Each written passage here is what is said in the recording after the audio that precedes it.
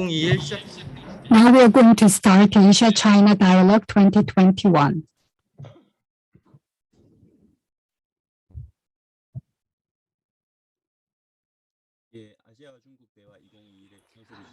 So I would like to welcome all of you to Asia-China Dialogue 2021, and I'm Kim Dae-kyung, and I'll be MC for the opening ceremony.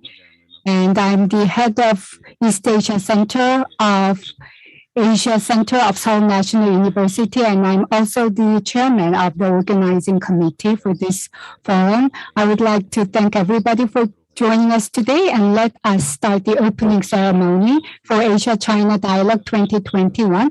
And first, we would like to invite the Dean of College of Social Sciences of Seoul National University, Professor Honglim, will deliver welcoming remarks. Hello, everyone. I'm Honglim, Dean of the College of Social Science at Seoul National University.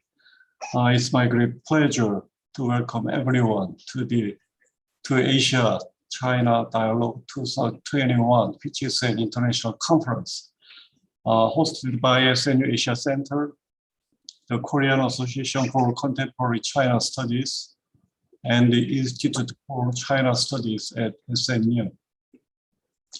Today's conference is a forum where Asian experts from 11 countries share their research findings and ideas.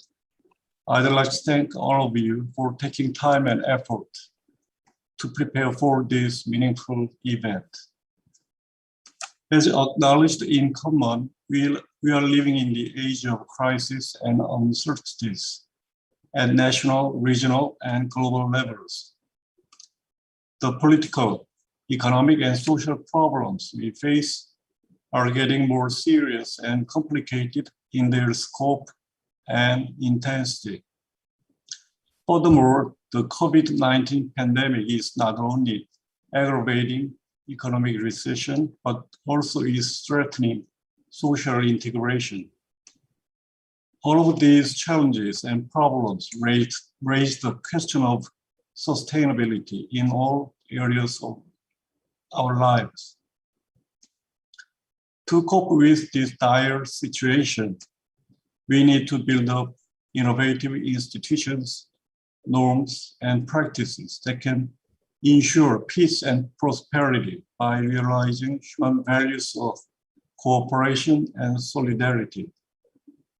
We need concerted efforts to boost exchanges, cooperation, and information sharing among scholars and government officials.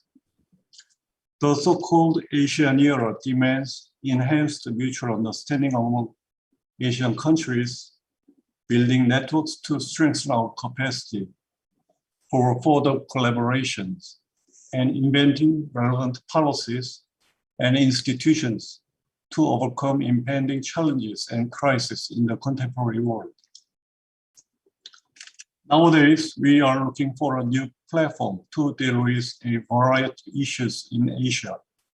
And I believe today's dialogue will timely serve the purpose of sharing educated opinions and in-depth analysis of current issues in Asia, suggesting regional policy proposals and creating public discourses on the new horizon of Asia. Today's dialogue on the prospects of US-China rivalry, Asian economy, and Asian friendship is a good occasion to prove the importance and necessity of international public forums. I hope it turns out to be a meaningful step for the fruition of all participants' passion for a peaceful and brighter future of Asia. Thank you and wish you all the best.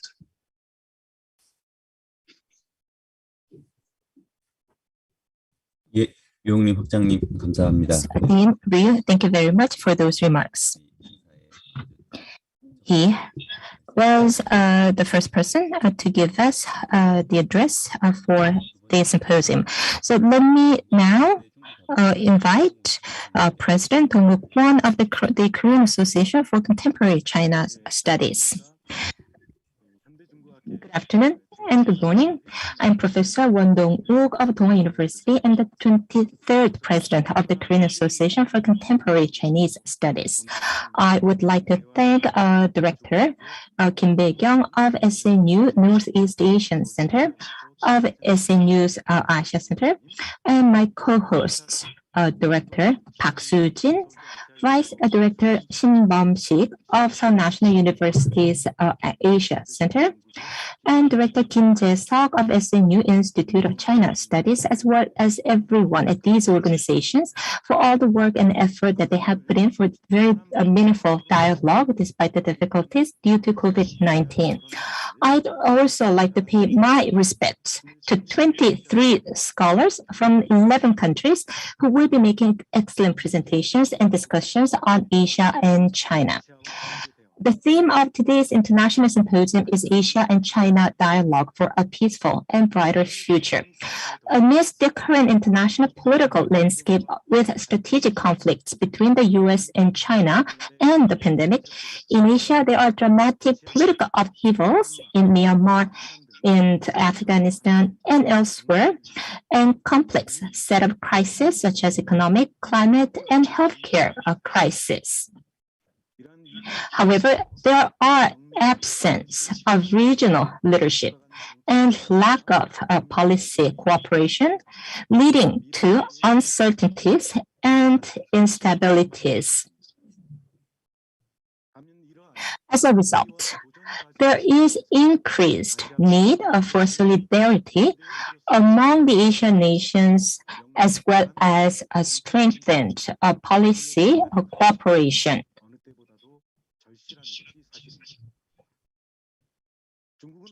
China is a part of Asia and a very important partner for peace and prosperity in the region. I hope that Belt and Road Initiative will develop into a development model for coexistence for peace and prosperity in Asia, not as a means to counter U.S. influence in the region. Indo-Pacific Initiative of the U.S. should not be used to drive a hegemonic conflict that aims to suppress and contain China. The U.S. should design its role in Asia to be that of a facilitator for dynamic growth in the region, with intensifying a strategic cooperation between the U.S. and China.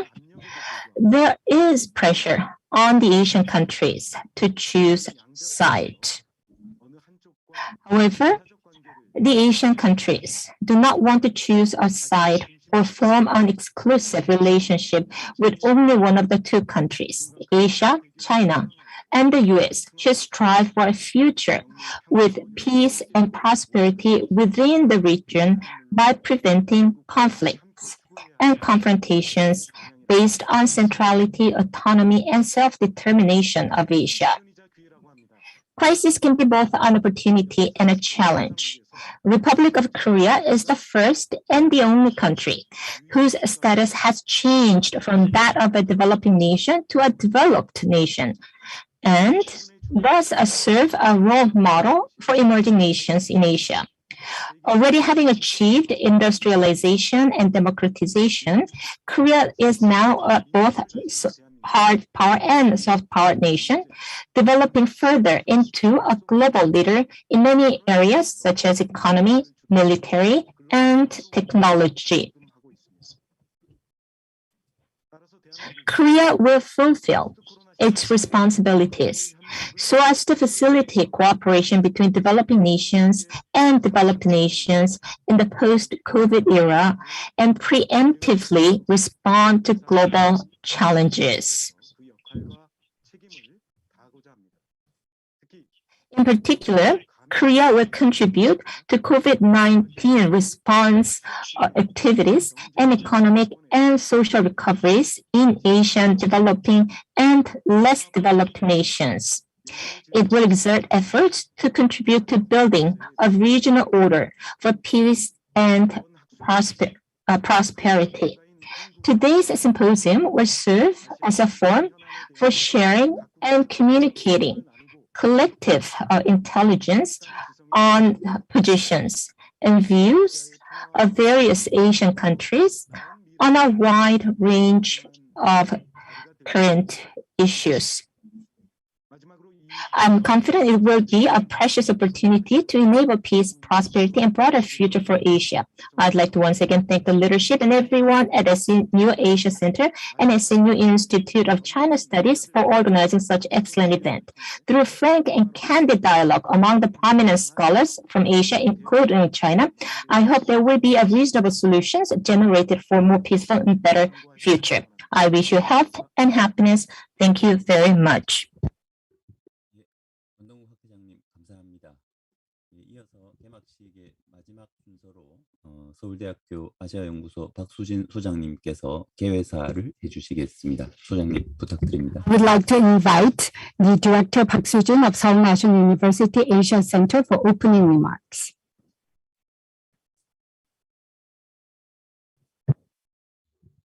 소장님 마이크가 꺼져 있으십니다. So your microphone seems to have been unmuted. So Director Park, yes. Good afternoon. I'm Park Soo-jin, Director of Seoul National University of Asia Center. Before I start my opening remarks, I would like to thank Dean Liu Honglim and President Won Dong-wook. They have already thoroughly explained the goal and objectives and significance of this forum and what kind of expectations we had in planning this forum. I would like to thank the two speakers. And for me, I would like to take this opportunity to promote Asia Center to you, especially to foreign scholars joining us from abroad. So let me share some information about Asia Center. The Asia Center of Seoul National University was established in 2009, and we are celebrating the 12th anniversary this year.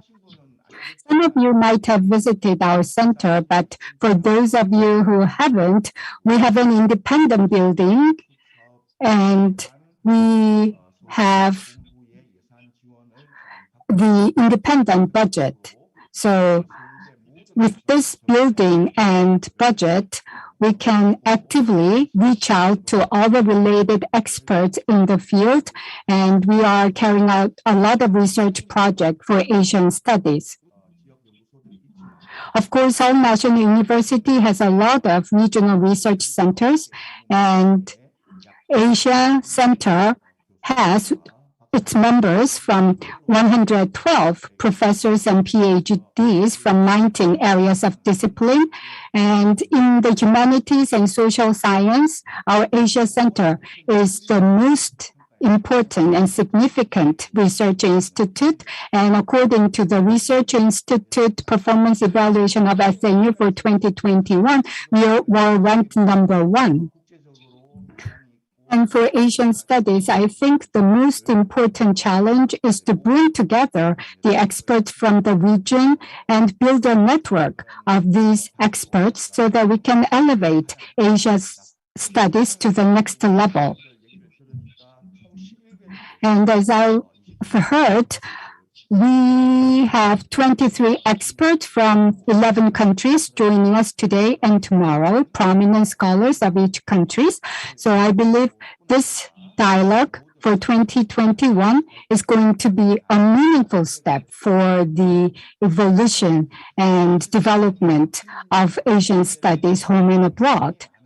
Well, organizing such academic forum, we have received a lot of support from various stakeholders, and our Asia Center is carrying out HK Plus Mega Asia Research Project, and Professor Shin Dong-sik has given us a lot of support in that regard.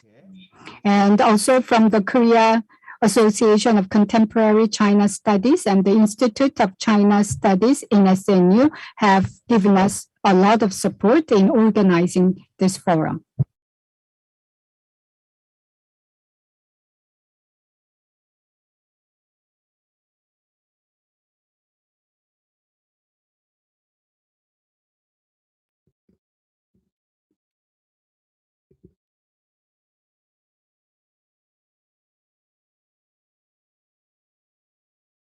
지금 박수진 소장님께서 It seems like Director Park 접속이 끊어진 것 같습니다. has been disconnected while he was delivering his opening remarks. 다시 As soon as he gets reconnected, I'm not sure how soon he can join us again.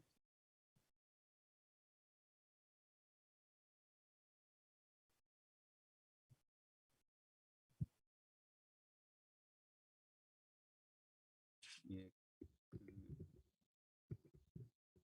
소장님이 다시 입장하실 때까지 잠시 Let us 안내 말씀 stall and buy him some time for him to get reconnected. And then I would like to take this opportunity to make an announcement.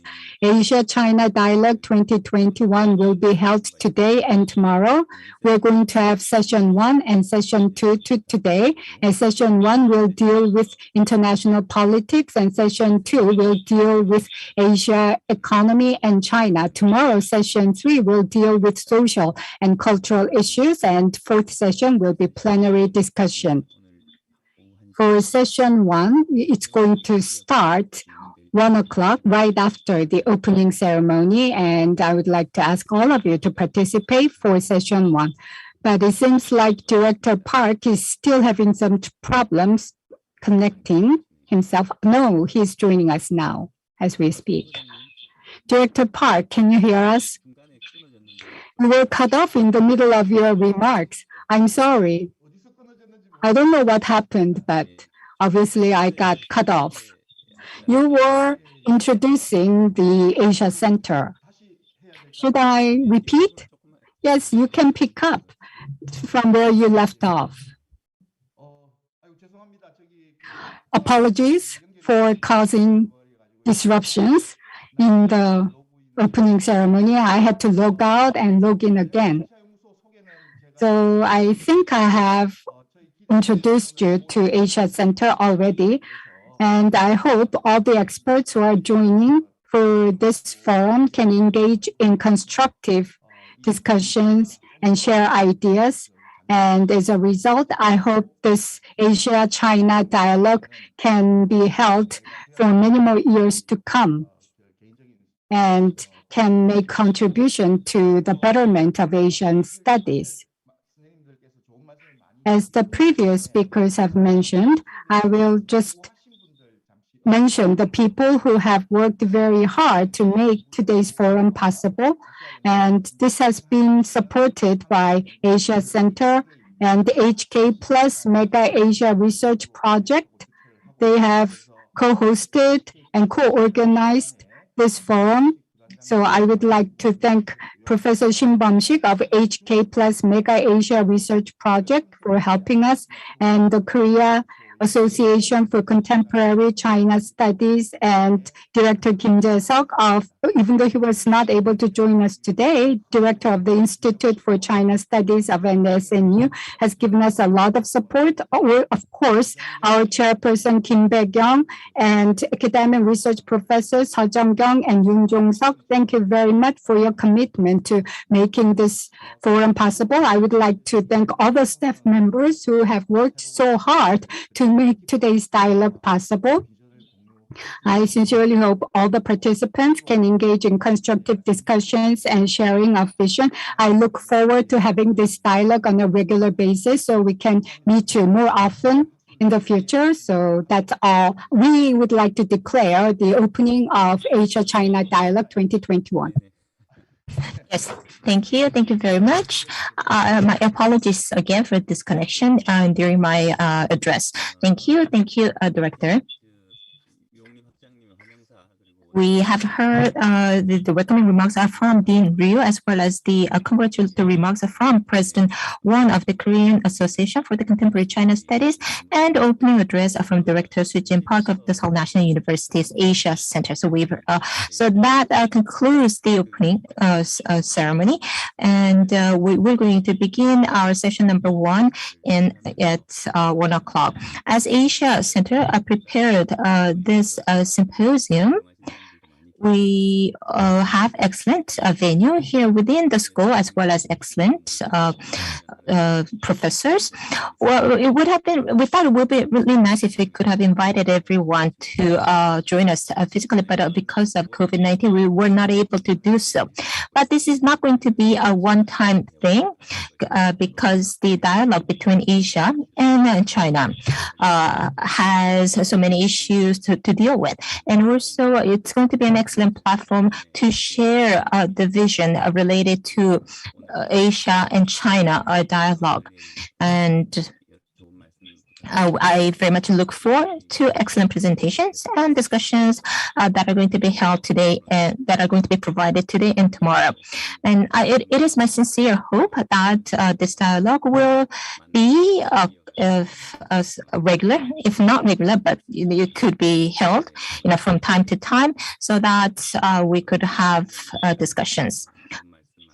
Once again, I very much look forward to your participation and input. With that, we would like to conclude the opening portion of the program. Well, I think we need to deal with the technical issues, so we will begin session number 1 at 1:05. So please stand by and join us for the session number 1 at 1:05. Thank you. Thank you very much.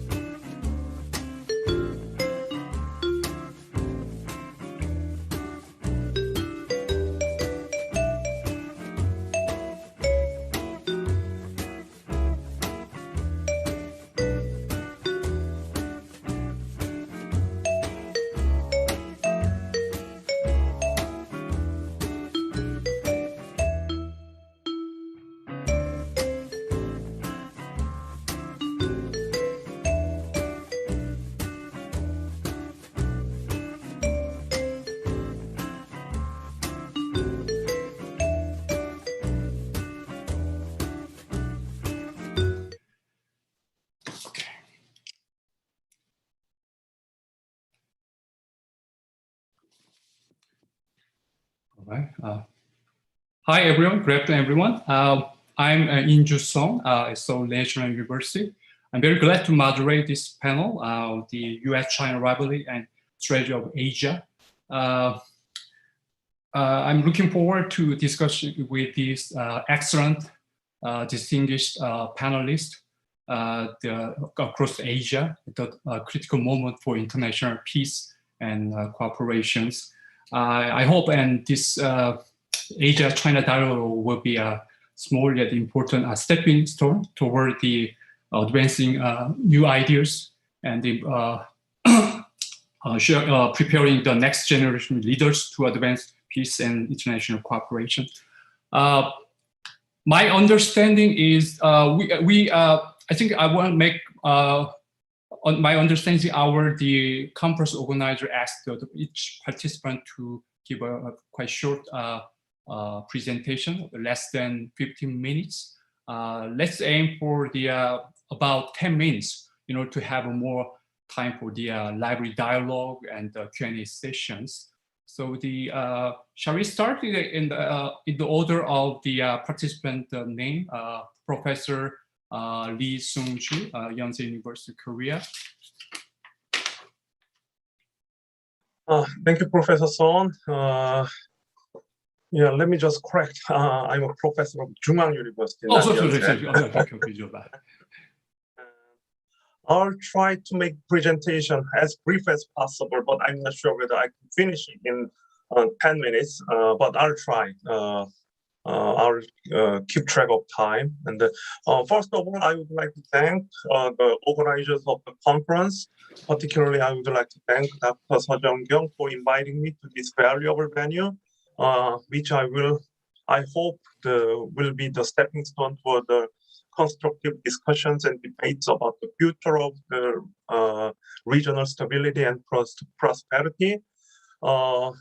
Moving on to my presentation, I would like to highlight three challenges both the China and South Korea faces in the coming years. I think those challenges should be effectively addressed in order for Korea and China to deal with the future challenges and as well as the upgrade the bilateral relationship toward the future-oriented relations. Having said that, I'll move on to the first issue between Korea and China. As is well known, the rise of, particularly the economic rise of China, has been both opportunities and challenges for majority of countries in Asia. So South Korea is not an exception to this perception.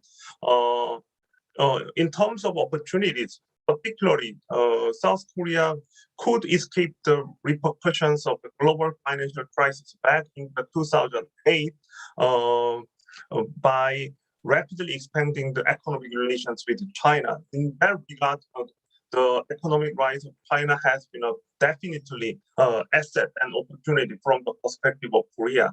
And relatedly, again, by expanding, broadening, and increasing economic relations with China, Korea could somewhat successfully transform its traditional economic model of development into a more advanced model of economic development. In that regard, the South Korea was lucky or fortunate enough to take advantage of economic rise of China. But in terms of challenges, South Korea actually faced the daunting challenges from the economic rise of China. First one was that, as is well known again, South Korea has a kind of problem of asymmetric interdependence, particularly in the area of bilateral trade. Of course, this is not the only case for Korea. A number of countries in Asia have the similar concerns and views about asymmetric interdependence with China, but South Korea's situation is a little bit different for the following reasons. First, South Korea, from the many, I would say, from the perspective of Korean people, the sense of economic insecurity or sense of economic vulnerability is much greater than the people in other countries. Particularly, South Korea suffered a lot in the wake of the Asian financial crisis back in the 1997. Since then, it's a so-called like a specter of the crisis has been haunted by the Korean people's mind. So in order to avoid that kind of next potential crisis, Korea people has been always wary about the sorts of instability as well as uncertainty. At the same time, another from a different angle, on the whole, or overall terms, Korea's overall dependence on foreign trade is much greater than in the majority of Asian countries. In that sense, Korea has to be facing the dilemma of diversifying the economic relations, going beyond the dependence or exclusive dependence on China. And the third point is that Korea has I would say, the North Korean problem. Actually, there are some positive expectation toward China that China could play some constructive role or could influence in dealing with the North Korean issue. That kind of mindset has been a kind of a structural constraint of South Korea in dealing with China. In that regard, I would say the economic rise of China has been both challenges as well as opportunities. Having said that,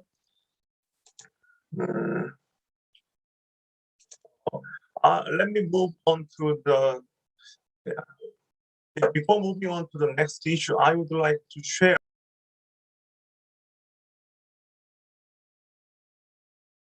The Professor Sohn, would that be okay if I share my slide? Yes, please, go ahead. Let me try. Hold on a moment.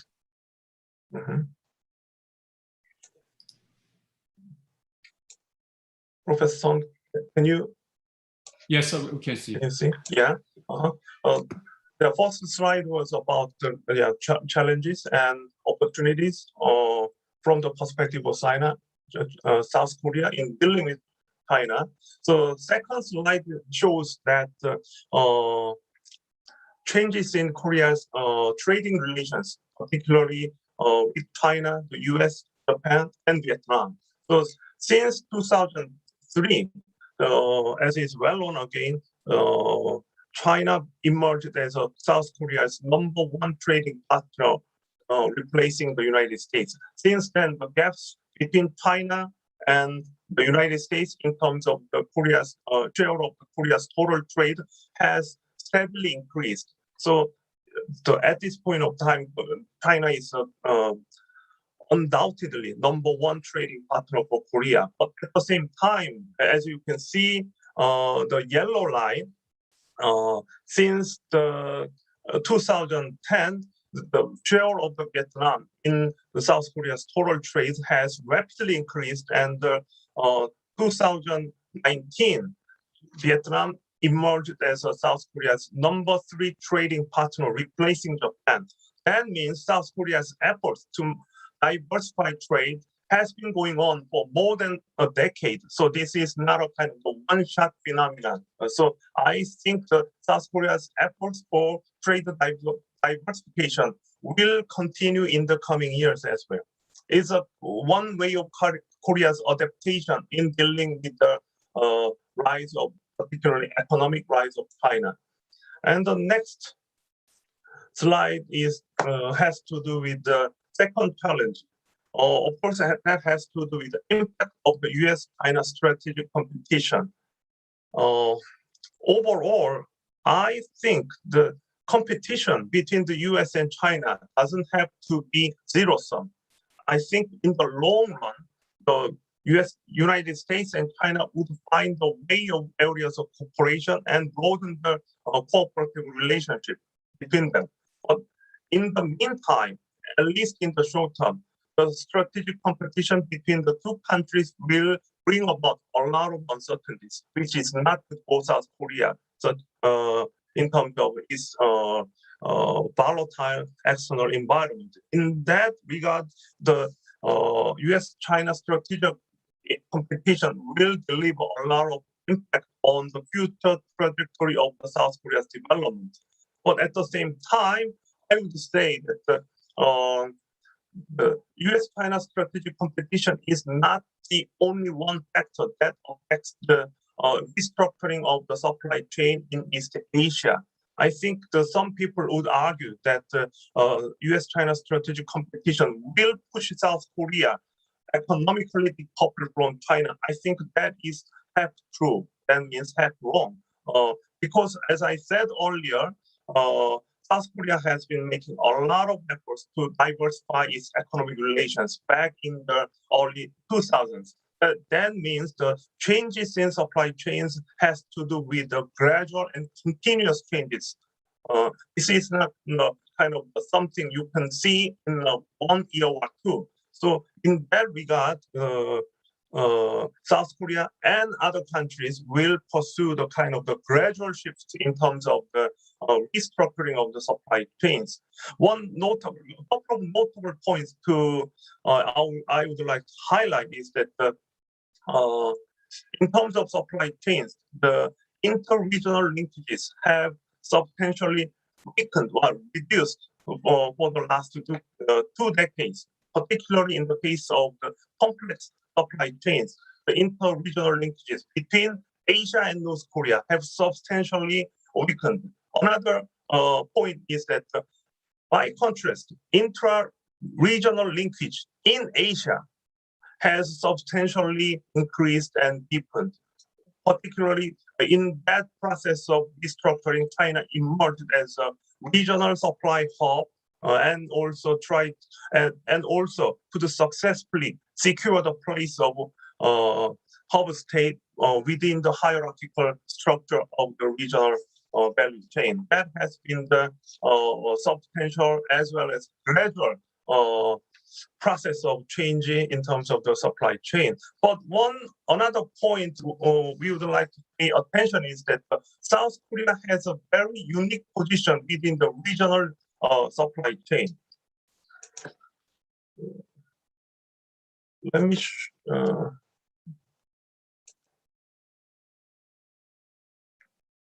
If you look at this diagram, the supply chain has undergone massive and substantial changes for the last two decades. As I said earlier, back in 2000, supply chains had a kind of some linkages between the regions. Back in 2000, as you can see here, Japan had a direct linkage to the United States. So that means that Japan was a regional hub in the supply chain in East Asia. But nowadays, in 2020s, we don't have any direct linkages between the two regions. Of course, China emerged as a regional hub within Asia, but China does not have a direct linkage between Asian regional supply chains as well as the North American regional supply chains. And another point I would like to highlight is that, as you can see here, Korea has a very unique position together with Taiwan and Japan, because Korea, along with Taiwan and Japan, have a two-way trade traffic with China, right? In that regard, Korea has a unique position. At the same time, as you can see here, Korea also began to develop its own supply chain by expanding the relationship with Vietnam. So from the holistic viewpoint, Korea has a second-tier status within the regional value chain, and also has a gradually developing the strength, gradually developing the economic relations with China, which is at the third tier of the regional value chain. I think those are the meaningful regional meaningful changes in terms of the regional value chain. Professor Lee, could you speed up the your presentation? Yeah, I will. Yeah, I will. Well, sorry about that.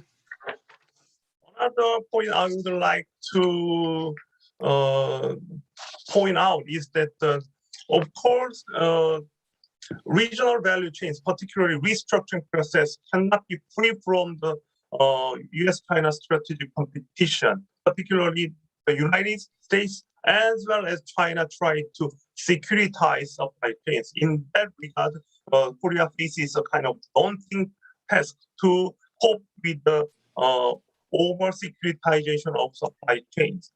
Let me speed up. And in that regard, Korea has been making a lot of efforts to mitigate the vulnerabilities as well as insecurities of supply chains by diversifying the economic relations with foreign countries, and also try to strengthen the resilience of supply chains by practicing the multiple sources and multiple suppliers strategy. On the other hand, Korea has been quite cooperative in to the request of the Biden administration's changes in supply chains. In that regard, Korea has been trying to execute the so-called China plus Alpha strategy. On the last point, in terms of the challenge, has to do with the declining favorable view of China in Korea. Actually, if you look at the public opinions, the favorable view of China has been declining in Korea for the last several years. By contrast, Korea's view about United States has steadily increased toward the direction of favorable view. So in that regard, the rise of Korea has not been very well received to the minds of the Korean public. I would say that has to do with, to some extent at least, economic coercion from China, and the Korean people in the general public try to think about the collective response to deal with China's economic coercion. If we look at this chart, actually Korea is not much different from other countries on the survey. Actually, this survey was done for the 14 countries in the world. Korea is not much different in terms of the its view about China. But one thing peculiar or one thing unique in Korea is that Korea's view about the United States pretty much positive.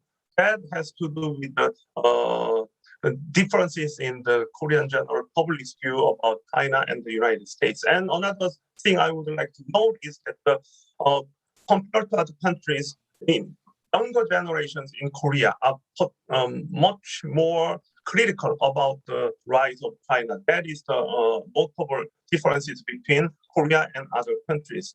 And before wrapping up, I would like to suggest several issues or several policy options for Korea and Korean government to contemplate. First is that the U.S.-China strategic competition, that is a structural issue. This is not a variable, or rather it is a kind of a constant, because the competition between the countries will go on for at least the next 3 decades. In that sense, the Korean policy-making circle should incorporate the strategic competition between the countries into the policy making as a constant. This is just the beginning of the beginning. And also Korea, in the wake of the US-China strategic competition, should be wary of the perils of weaponized interdependence. Korea has been exposed to the economic coercion or sanctions from other countries, not just from China, but also as well from Japan as well. So in that regard, Korea has always been wary of the perils of the weaponized interdependence. And also, in terms of supply chain strategy, Korea should keep diversifying its supply chain and strengthening resilience by expanding the relationship with other countries and continuously seeking the China plus Alpha strategy.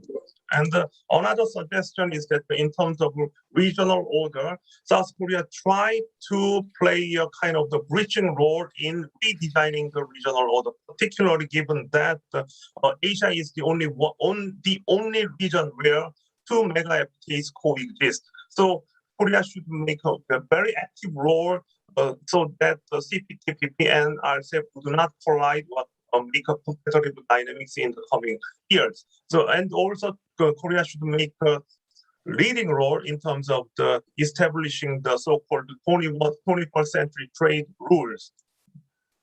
And before wrapping up, I would like to make a couple of remarks about the emerging technologies. Korea, for that policy objectives, Korea should seek middle power cooperation because the world is now runs the risk of the splinterhead. So Korea may team up with other middle powers such as Singapore, Australia, New Zealand, and Chile. That would be another way of the preventing the world from getting into the splinter net.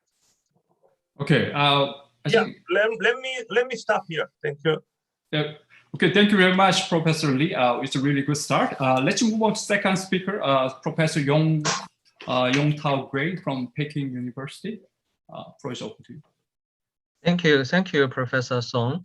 And also, I would also like to express my gratitude for the invitation of Seoul National University's Asia Center for having us all here and exchange our views. I'm very much looking forward to listening to the views of so many other countries regarding the evolving U.S.-China rivalry, the topic of this session.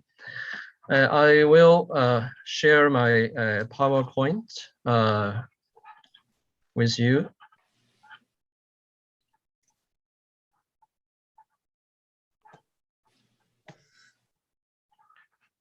All right. So I will talk about the U.S.-China rivalry and its regional implications.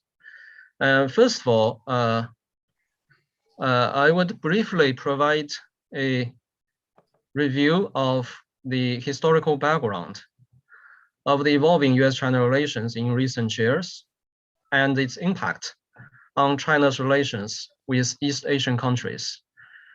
Due to my limited knowledge and limited time, I will basically focus on East Asian countries without much mentioning of South and Western Asian countries here. Basically, the U.S.-China relations in past 20 years experienced 4 periods or stages. From 2001 to 2007, China was gradually viewed by the United States as a responsible stakeholder. And in these 7-8 years, we witnessed a growing cooperative relationship between US and China, which culminated in 2008 and 2009, when in the United States, not officially, but some experts have at that time advocated for the so-called Group of Two, arguing for the United States and China cooperatively shouldering the responsibility of global governance. But interestingly, from late 2009 to 2016, new problems and even disputes started to emerge in the bilateral relations between the United States and China. And we have witnessed the United States making a major strategic turn in its foreign policy by promoting the so-called pivot to Asia, or later rebalancing to the Asia-Pacific strategy. While on the Chinese side, China responded by advocating and try to persuade the United States to accept a new so-called new type of major power relations. The main consideration here on the Chinese side is that China was wary of the US strategy focusing on military aspect or on encircling or targeting on China. But the Chinese thinking of the US-China relationship at that time was still pretty much positive and tried to be constructive and cooperative. That's why China promoted this so-called new type of major power relations. And more recently, since 2017 to the present time, the United States officially viewed China as a so-called revisionist power and a strategic competitor, while China, of course, rejected such definition and view of China as well as the US-China relationship. But on the other hand, China so far is not eager to provide any new concept that will defining the overall US-China relationship. And my purpose in this slide is to briefly look at the impact or the link between the US-China relations and China's relations with East Asian, other Asian countries. And we find that there does exist a certain degree of link or correlation between US-China relations and China's policy towards other Asian countries. Of course, the US factor is not the only or not the single important driving force in this context. For example, when the United States and China's relations was cooperative, China also seeks cooperative relationship with other Asian countries and basically was able to realize such cooperative relationship. So, for example, in 2001 and from 2001 to 2007, the driving force behind China's such policies, I think, from two aspects. One is that in this period, China mainly focused on its economic development and foreign economic relations. China joined the WTO in 2001 and accordingly concentrated on building more cooperative economic relations with its Asian neighbors, including South Korea, Japan, and ASEAN, even when at that time, China had critical disputes with Japan, but still maintained warm economics in its relationship with Japan. Another driving force here is related to US-China relations, because before the 9/11 attack, the United States viewed China not as that much a cooperative partner, but tried to start viewing China as a so-called strategic competitor. And being concerned about the emerging or looming competition with the United States, China wanted to build closer relations with its Asian neighbors so that China would put itself in a better strategic position and to resist a possible US so-called encirclement of China in this region. When the US and China relationship started to deteriorate in 2010 and become somewhat confrontational in recent years, we found that China's relations or its policies toward its Asian neighbors has become more unstable, and there's more ups and downs. For example, in China's relations with South Korea between 2010 and 2016, and also ups and downs in China's relations with Japan from 2017 to the present time. Of course, even during this period, we find that somewhat China's relations, especially strategic and security relations with its Asian neighbors, became more or less influenced by this relationship with the United States. But on the economic aspect, we find that China continued to promote its cooperation and more intensive exchanges in its economic relations with Asian neighbors. For example, China became ASEAN's largest trading partner since 2009. And China agreed with South Korea on a free trade agreement in 2015. And also China finalized its free trade area in 2010 with ASEAN countries.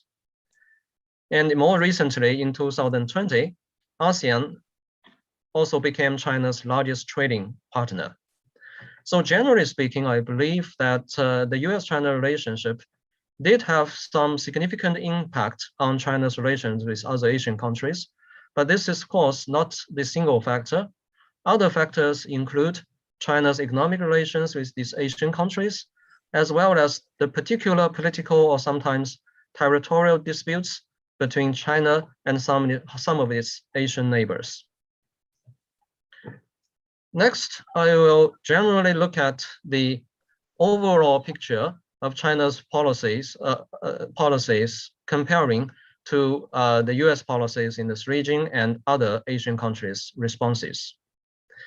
I basically look at 4 areas of these countries' policies: trade, technology, geopolitics, and geoeconomics, and finally, ideology or political aspects. We found that in the trade area, the Trump administration, of course, have waged a so-called trade war, conducting America first protectionism. But when it comes to the Biden administration, we see, and in the past 1 year or so, that the Biden administration hasn't made clear its trade policy and is somewhat less interested in promoting trade relations with the US trading partners while focusing more on domestic issues. But China and other Asian countries basically adhered to free trade principle and multilateralism. China and Asian countries have already signed the RCEP agreement. And recently, China also announced and started the process of joining the CPTPP. In the area of technology, China responded to the US technology decoupling policy with a so-called indigenous innovation, focusing on China's independence. Sorry for the intervening. Professor Gray, would it be possible to wrap up your talk in the next 2 or 3 minutes? All right, thank you. And this technological decoupling has also, of course, impact on other Asian countries, but it sometimes means risks, but as well as opportunities for different countries.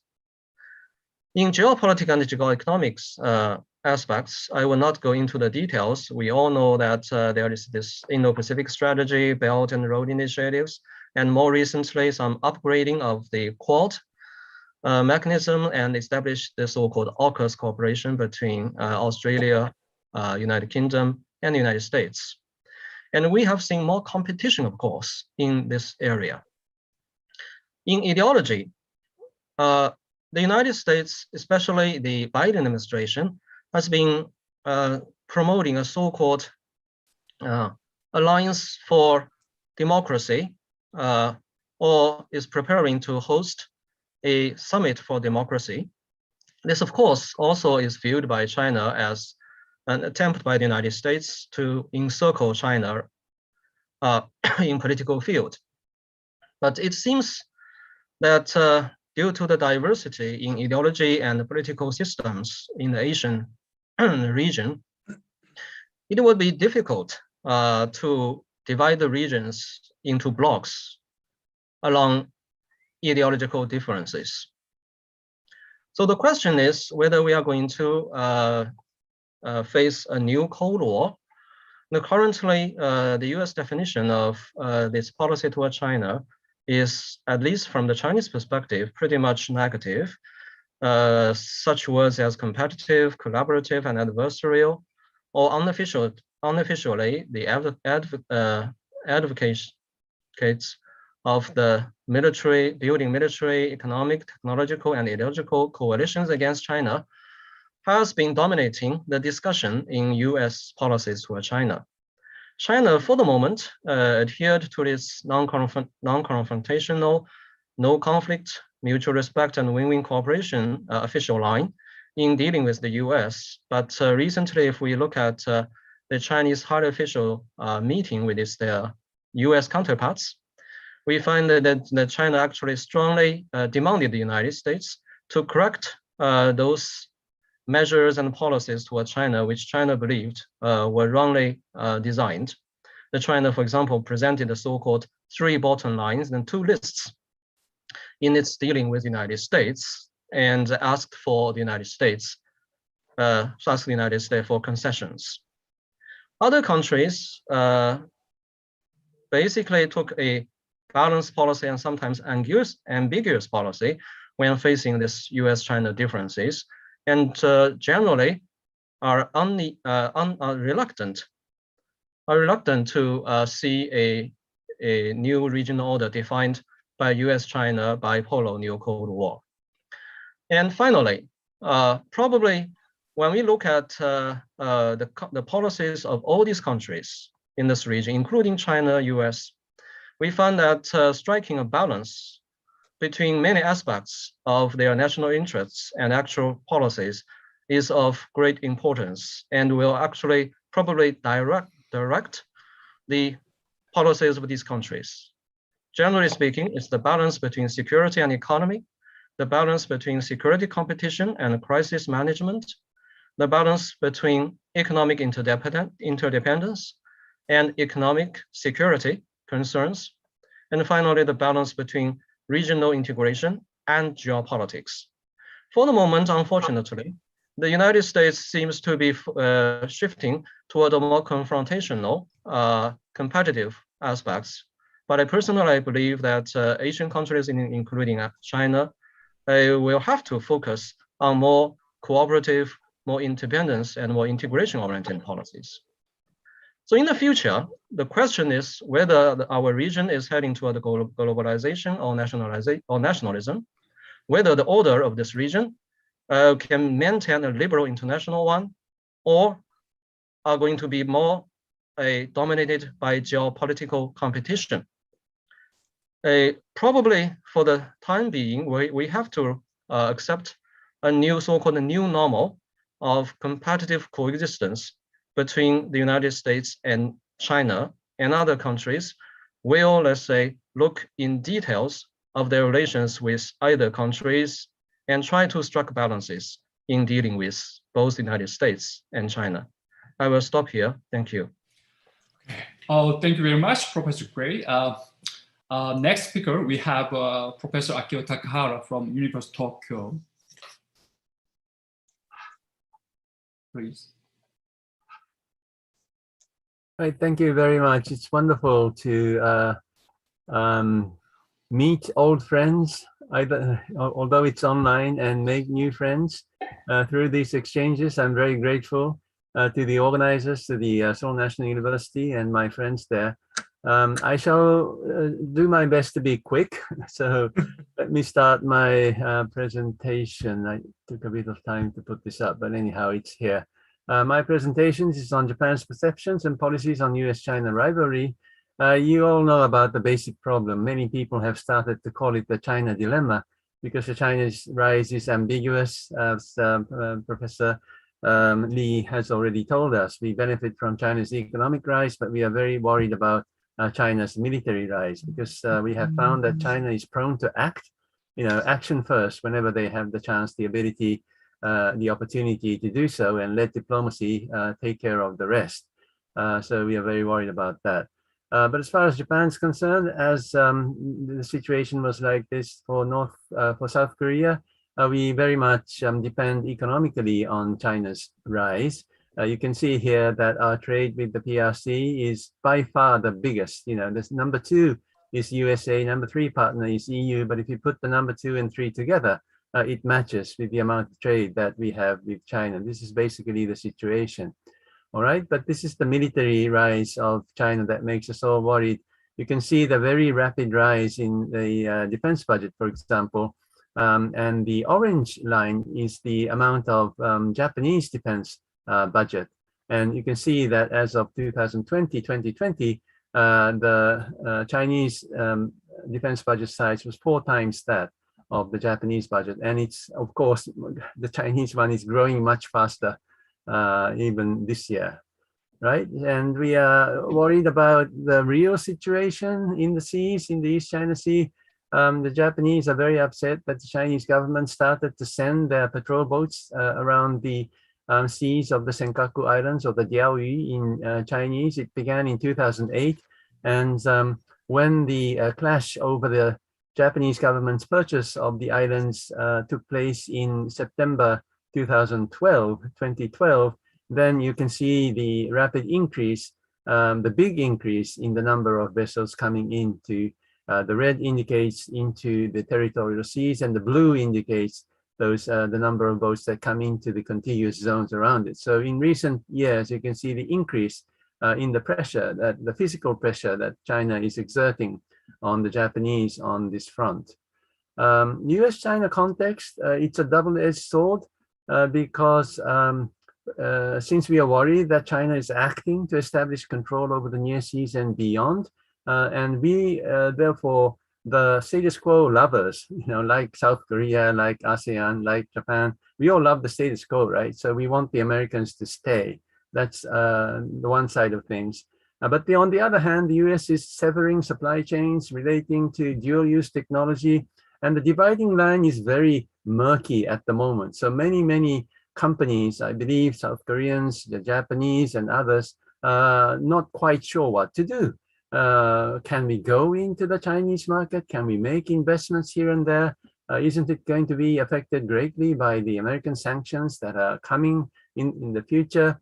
So many multilateral firms are in very deep trouble at the moment about the US-China contest. Yes, so in this situation, Japan has found that the only approach we can take is what I call the two-pronged approach. That is, we compete with China on the one hand, but we cooperate big with China on the other. Yes, how do we compete? We reinforce alliance networks. We help the capacity building of the coast guards in the neighborhood. And we do our best, despite our big fiscal problem, to increase our military capabilities to balance the growth in Chinese military might. Yeah, cooperation, more investments are made even today, despite the puzzlement that many companies are feeling. Trade is increasing with China, and we every day collaborate with Chinese in the area of non-traditional security issues, right? And my idea is to let the free and open Indo-Pacific vision of Japan's, this is an idea that originated in Japan, and China's Belt and Road Initiative, let them coexist. How is that possible? I have been arguing that FOIP and BRI are compatible because, you know, the concept of FOIP or the concept of BRI, very difficult to define, right? I have never heard a very clear definition of BRI from either the Chinese government or any Chinese academic, because in my words, BRI and FOIP, they're both like constellations. Constellations don't really exist. They are only concepts that exist as images in our brains. And what's important, what's tangible, what's real are the stars, the projects. Therefore, if we focus on the projects and if we made evaluations as for its openness, transparency, economic viability, and the fiscal health of the recipient country, if all these conditions are met, then why can't the Japanese cooperate with the BRI? Or why can't the Chinese cooperate with the Free and Open Indo-Pacific on these particular projects and claim that, wow, look, now if we have one project, a joint project together, then the Japanese can say the Chinese, you know, have taken part in FOIP, and the Chinese can say that the Japanese have taken part in BRI. So if we focus on the economic aspect of FOIP and BRI, they are compatible. But of course, we all know that there is the other side of things, that is the strategic aspect of the BRI, of FOIP, and there's competition. So once, you know, not only in the bilateral relations with China, but on these regional issues, we also have cooperation and competition existing at the same time. Yeah, two constellations can share stars, no problem about that. But we see some new dynamics in the region. You all know about this. This is the Quad, this is the AUKUS, sorry, this AUKUS, not AUCKUS, but anyhow. But at the same time, China has applied to join CPTPP, and we shall begin discussion and negotiations over this in the near future. So the basic challenges we all face, not only the South Koreans, the ASEAN nations, and the Japanese, but also on the Chinese side as well, we share this issue. That is, the two-pronged approach is contradictory. Inherently, it's contradictory. Yeah. So we must have the resilience and wisdom to live through, to live with this contradiction. That's point number one. But to strike a balance is going to be increasingly difficult because we all know that competition will intensify. We all know that cooperation will deepen and widen on the other hand. So as a result, all our nations will be divided. Yeah, those who focus on security will criticize those who argue for cooperation, and those who argue for cooperation will criticize any act that would enhance the tension between the two nations. So we shall need to use a lot of time and energy on internal coordination, on internal persuasion, and walk this middle road. Finally, I've been asked by the organizers to speak about what we want from China, right? So I came up with this last slide, which was not sent to you originally. I've just added this today. So first hope is that we want China to stop acting in ways that arouses concerns and emotions among the neighbors. In other words, don't attempt to change the status quo by physical force. We all love the status quo. China is rising, so it's understandable that you would like to change the status quo, but don't do it physically. That's point number one. Point number two, please rid yourselves of exclusive nationalism. We all know that the heat of nationalism is very high in China now. It's whipped up by the Chinese Communist Party and its leader at the moment. This is dangerous. The Mingjiang or paradigm, you know, enrich the people to make the country more powerful. That paradigm is a dangerous one. We, the Japanese, have our own experiences with the the Fukoku Kyohei paradigm that we used to have until 1945. So please quickly progress to the postmodern stage where different values will prevail, like small is beautiful or multiculturalism, and so on and so forth. So these are the hopes that I would say the great majority of the Japanese have on China, so that we can coexist peacefully and co-prosper. Thank you very much. That's all I have to say. Okay, thank you very much, Taka, Professor Takahara, especially your effective management of time. Let's move on to the next speaker, Professor Mingjiang Lee from the Nanyang Technological University. Thank you very much, Professor Sohn, and also thanks to the colleagues at Seoul National University for inviting me. It's my great pleasure to be part of this conference today and see many good friends and also make new friends.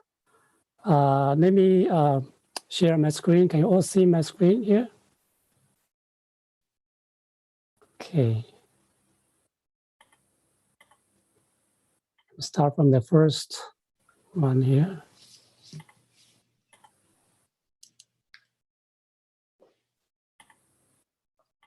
Okay, so I was asked to talk about Singapore-China relations, and certainly I will make references to the context of U.S.-China rivalry in my presentation. Professor Sohn, do I have 10 minutes or 15 minutes? I was not quite clear about this. Well, less than 15 minutes. Okay, I will try to finish. Yeah, I will try to save a few minutes. Well, now we all know that Singapore and China established formal diplomatic relations back in the early 1990s. And in the past few decades, we've seen quite impressive progress that has been made between Singapore and China. And this progress can be really seen in many, many fronts: political, diplomacy, economic, social, and even defense relations. And the two countries have certainly reaped a lot of benefits from these interactions the past few decades. And there's still a quite strong momentum in bilateral cooperation, in the bilateral relations. So what I'm going to present, perhaps some of the things I'll be sharing will appear to be slightly different in the context of South Korea-China relations and perhaps also Japan-China relations.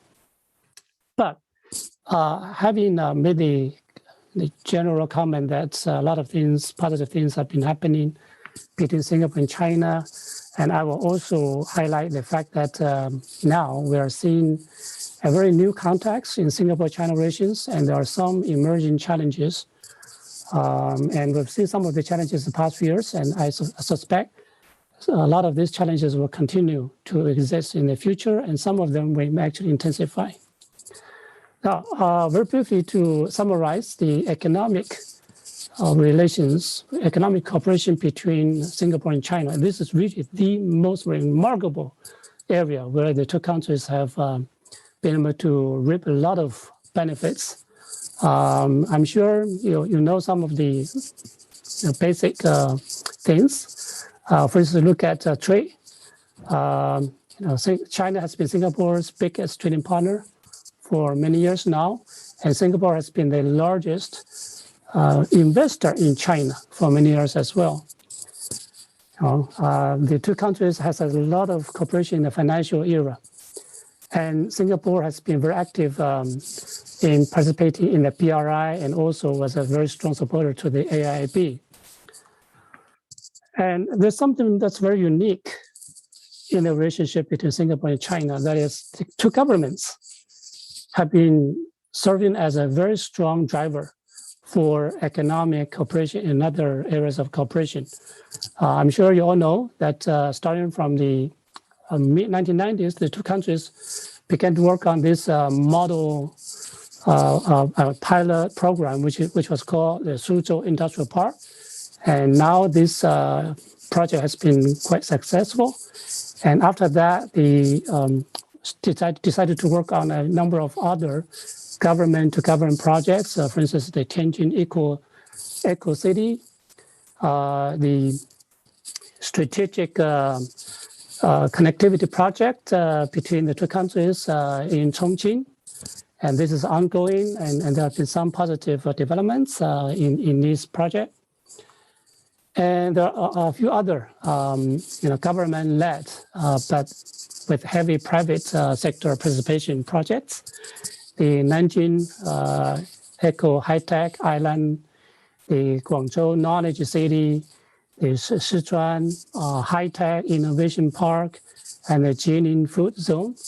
And these are good examples, basically, that we can look at to say that the two governments have been very enthusiastic about economic cooperation.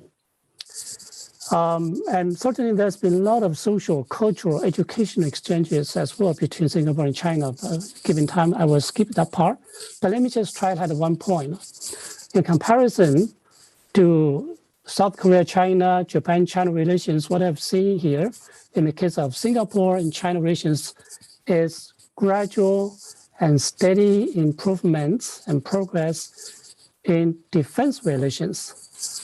Although I need to add a caveat here that these sort of defense cooperation, defense interactions between Singapore and China are not very substantive. A lot of things stay on surface, but nonetheless, the symbolism is very strong and the intention, the positive intention is clearly evident. I have some facts here to show, but again, given the time, let me just highlight a few things here. I will summarize these facts. Between the two countries, they have been trying to work on some of the paperwork, policy papers from 2008 to 2019. We've seen the enhancement of official institutionalized defense interactions. You look at the official level, defense policy dialogues. 8 such occasions, such dialogues have taken place. And in reality, in concrete terms, the two militaries, Singapore and China, have been engaged in a number of joint exercises involving the Army, the Navy, and it takes place such joint exercise or exercises take place in China, in Singapore, and in the sea. So it has been going on for many years, and in general, I think this probably will continue. There's quite sincere interest on the part of Singapore and the part of China, certainly, to continue this defense cooperation and interactions. Now, another very unique feature that we can highlight in Singapore-China relations is, and this is perhaps absent in the context of other countries' relations with China, that is, between Singapore and China, there's been a lot of exchange programs, official and non-official interactions on governance and development experience sharing. In Singapore, at NTU, at NAUS, we have organized training programs for over 10,000 Chinese party and state officials. It's probably over 20,000 if you include those training programs that have been organized by those private sector organizations or institutions in Singapore. And for many years, Chinese governments at the local level and Chinese officials have paid a lot of attention to public policies in Singapore. They have tried to learn certain things from Singapore. Such sharing, such exchange has been so extensive, so profound that many social, political, and intellectual elites in China talk about so-called Singapore model. Although in recent years, such interest, such attention has gone down a little bit, but a lot of these exchanges and programs still going on. And this is really one particular area. Again, a very unique feature in Singapore-China relations. And I'll try to spend 2-3 minutes to talk about some of the challenges. In Singapore, in the past few years, I think it's still the case today, the political elites and think tank colleagues constantly ask this question. Singapore has been relevant, has been perceived as useful to China in the past decades. So the question is, can Singapore continue to be as relevant to China as before? Will China perceive Singapore as less important, less useful, and less relevant? That's been a persistent question in the minds of many Singapore leaders, and they've been trying to find ways or to find areas that can prove that Singapore and China can continue to work on all these positive and good interactions in the future. However, in recent years, we've seen the emergence of some significant differences between Singapore and China. And I use this phrase, soft structural differences that exist between the two countries. Where here we're talking about what kind of regional security order, strategic order we would prefer in East Asia, Asia Pacific, Indo-Pacific. Singapore, like South Korea and Japan, pretty much wants to see the status quo, wants to see U.S. security role to continue, and that's quite different from what China aspires or wants to see. So we have this structural difference. It's soft because, well, here on this particular issue of regional security order, Singapore is not really fixed in terms of its preference, in terms of its mindset. It actually leaves certain room for gradual modifications in the future if such modifications or amendments can bring about certainties, can bring about stability and produce peace in the region. And that's something perhaps I don't know whether South Korea and Japan will be slightly different from the case of Singapore. And another soft structural difference that exists between China and Singapore is really about the role of ASEAN, regional security and regional security order. Where Singapore wants to see solidarity, unity, and a common position, a common voice of ASEAN when it comes to regional security issues and conflicts, especially the South China Sea. And Singapore wants to see ASEAN playing a more robust and even slightly more interventionist role in dealing with regional security issues, especially the South China Sea issue. And that puts ASEAN, and including Singapore as well, on a sort of like a conflictual track with China. And China is open to the idea of ASEAN plays some role, but does not want to see ASEAN to be too interventionist, especially doesn't want to see ASEAN acting as one to put pressure on China.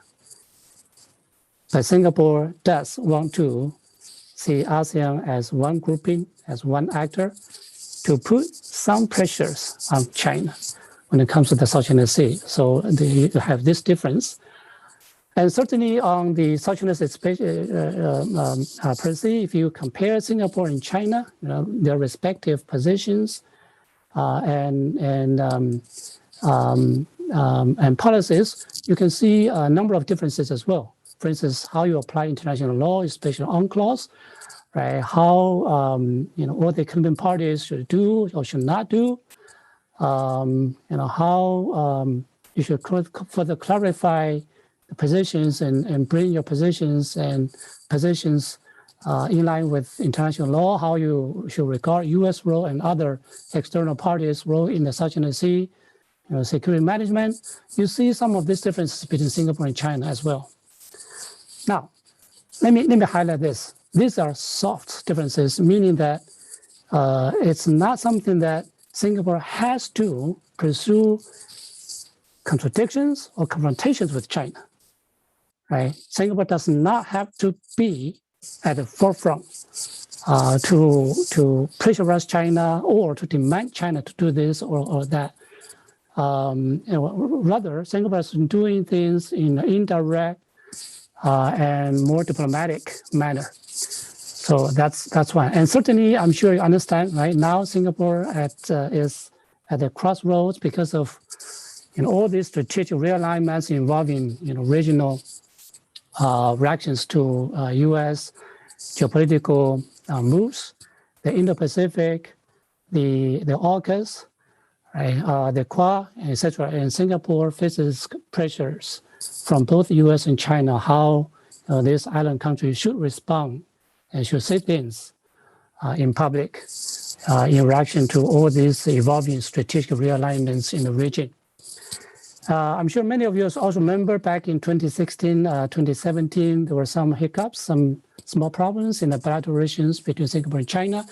Those things were basic reflections of the differences between Singapore and China on the regional security, in particular the South China Sea. Again, because of time constraint, I won't get into the details. And there's also a societal factor that is playing a slightly negative role in bilateral relations. In China, in the Chinese society, there's quite a persistent perception that, given the fact that Singapore society is largely ethnic Chinese, Singapore automatically should be more sympathetic, even supportive of China's positions and China's policies in the region. But this is something that people in Singapore, especially the elites, feel quite unhappy, very upset. They feel this is unfair, and this is something something that's very difficult for them to convince counterparts in China. And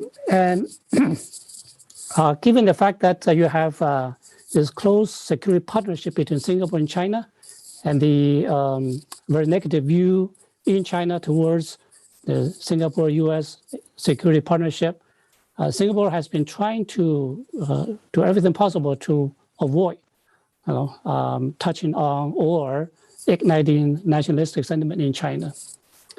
I've already explained the differences between Singapore, China, and the South China Sea issue. Let me just skip very quickly to conclude. Singapore and China for decades have indeed engaged in very fruitful cooperation, and there's still quite strong and solid foundation for further cooperation for stability in bilateral relations in the years and decades to come. And there's need for both Singapore and China to mitigate or reduce some of the misperceptions, coming from both sides. And the two countries will need to handle the differences, the soft structural differences, which I outlined a moment ago, with caution and with very, very good skills. Thank you very much. Back to you, Chair. Okay, thank you very much, Professor Lee. Okay, our next speaker will be Professor Yohanese Sulaiman from Indonesia. Please. Thank you very much, Professor Soungjoo. First of all, I would like to thank Seoul National University for inviting me to this wonderful conference. I'm glad to see several old faces. Hi, Professor Lee, how are you today? And then nice to see other new faces here. And I hope this will be the beginning of a beautiful friendship between us. And in any case, I was asked today to present about Indonesia view of Indonesia perception of US-China rivalry. So that's what I'm going to do now. Let me share my screen here now. Okay, so what I'm going to so when I was asked to give a presentation, so I'm going to use the three main points from the organizer as my starting point. How does Indonesia think of rising tension between the United States and China, and what kind of concerns Indonesia have about US-China contest for influence and why? And what kind of roles does Indonesia want to play in such a rivalry between the United States and China? And in order to answer that, we have to know like what Indonesia really wants as a middle power. So basically, that's my starting point. Like what Indonesia wants, and then basically Indonesia until now has some sort of implicit grand strategy. I would call this a hegemonic denial. If you ask anybody in Indonesia about hegemonic denial, nobody will have an answer. This is a concept that I invited myself in order to understand how Indonesian foreign policy is all about. That basically I came to this idea when my friends, my colleague in Indonesia keep telling me like Indonesia really know what it doesn't want, but it doesn't know what it wants, basically.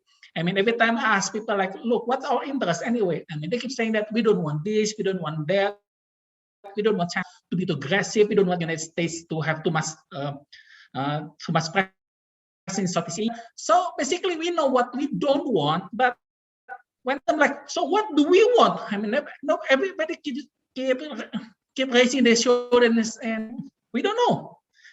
So, in order to explain that kind of a contradiction, I create this. I mean, this concept of hegemonic denial grand strategy. Basically, our main goal is actually to prevent outside powers from fearing in Southeast Asia and thus undermining Indonesia's security. And of course, the question is, how does this grand strategy coming from? And it is actually based on Indonesian culture. I mean, when you look at Indonesia and ASEAN countries, Indonesia is actually one of the least welcoming countries to powers. I mean, Philippines got the U.S. base in Subic and Clark, and Singapore is hosting U.S. navies coming, and also Malaysia.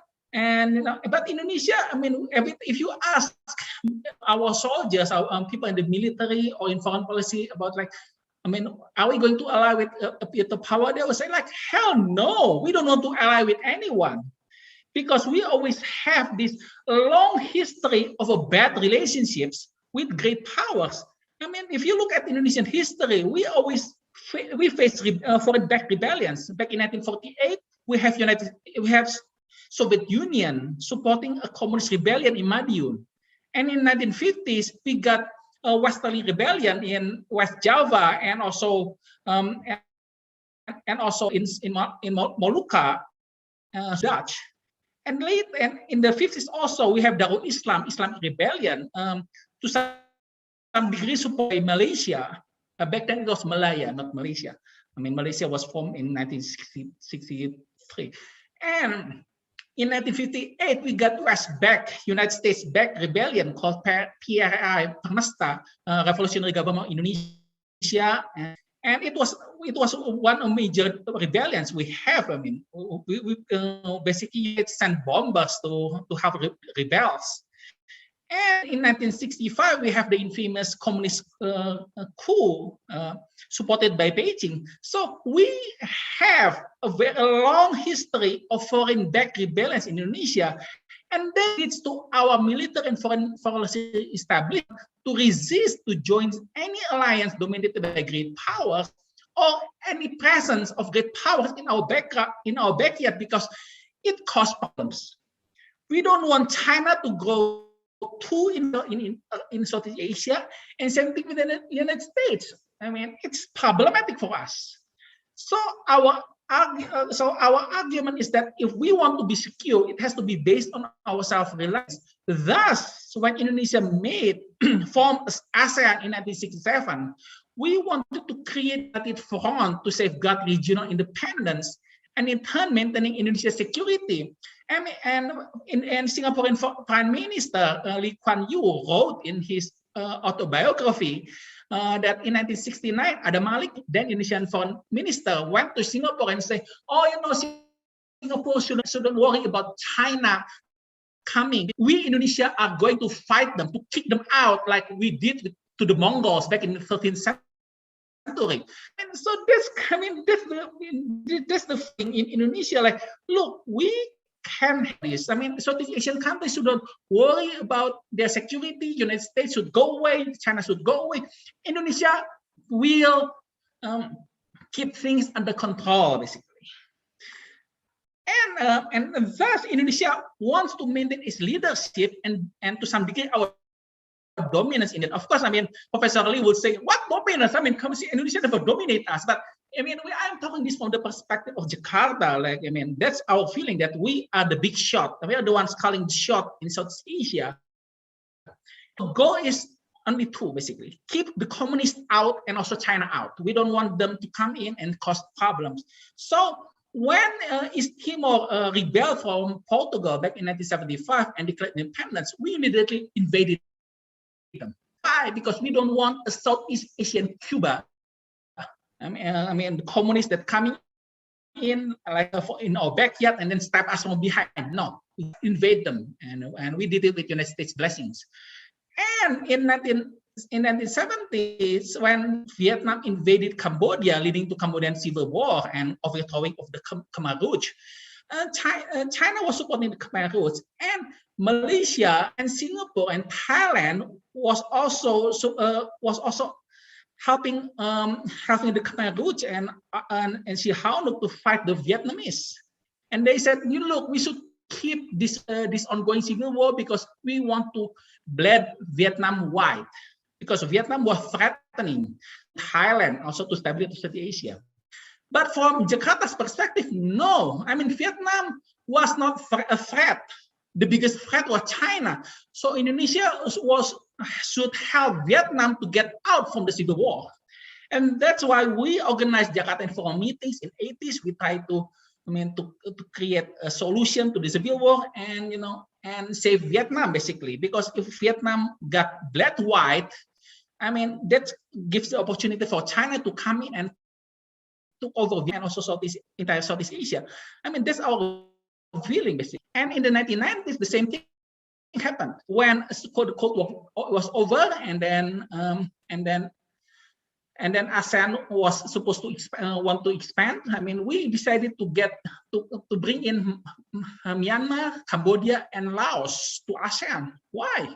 Because we don't want them to get to go closer to China's orbit. I mean, it was a threat. China was a threat, basically.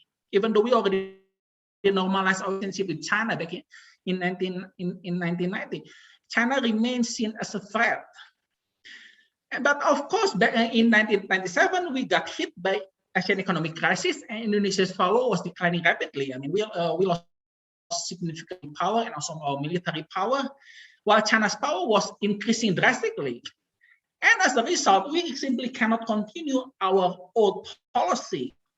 Rather, we have to create a new arrangement, which Professor President Bambang Yudhoyono called 1,000 friends, 0 enemy, or our foreign minister back then, Martin Natalegawa, declared this as a dynamic equilibrium, that instead of confronting the threats head-on, Indonesia should try to limit and manage the outside powers' interests in the region. So instead of them causing problems, bring them into our regional architecture and then help furthering their interest to make sure that it fits with our regional interests, basically. That's the goal of the dynamic equilibrium. So that brings the question now, like, how does Indonesia think of the rising tension between the United States and China? And the short answer is it's problematic.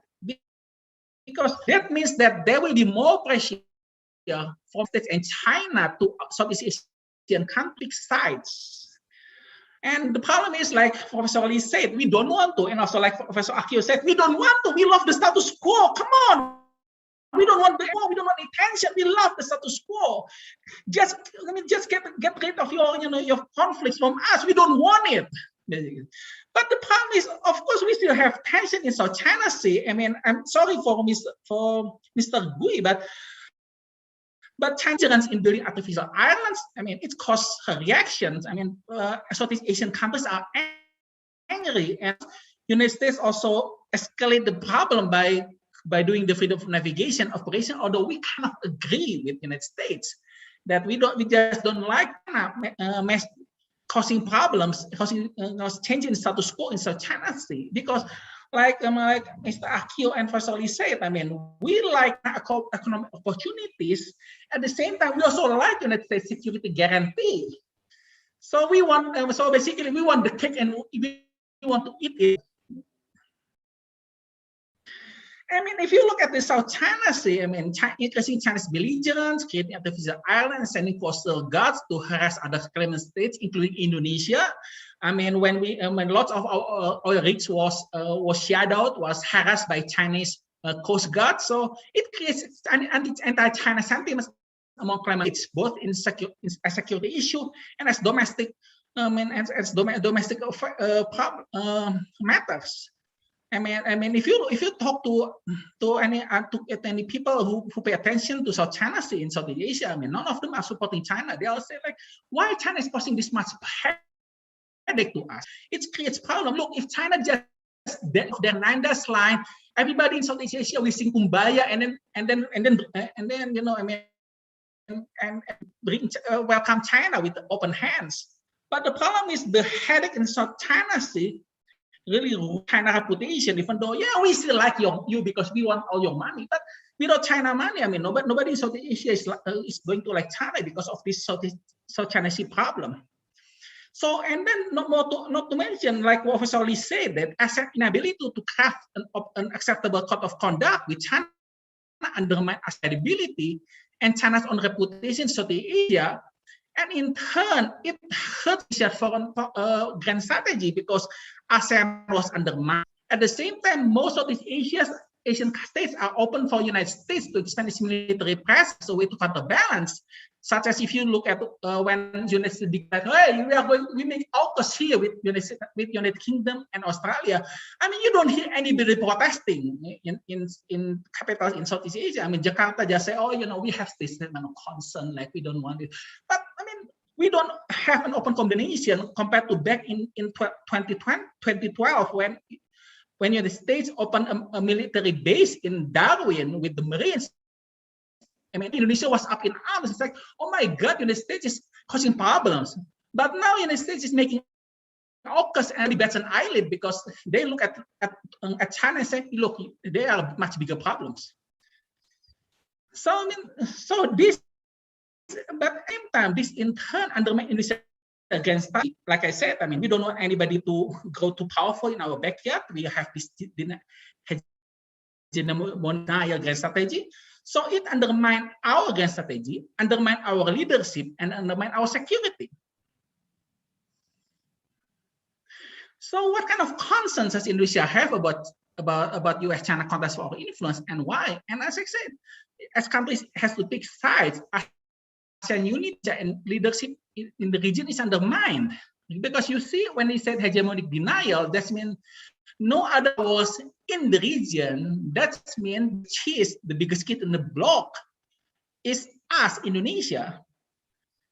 So we provide leadership because we are the strongest state in Southeast Asia, the biggest state in Southeast Asia.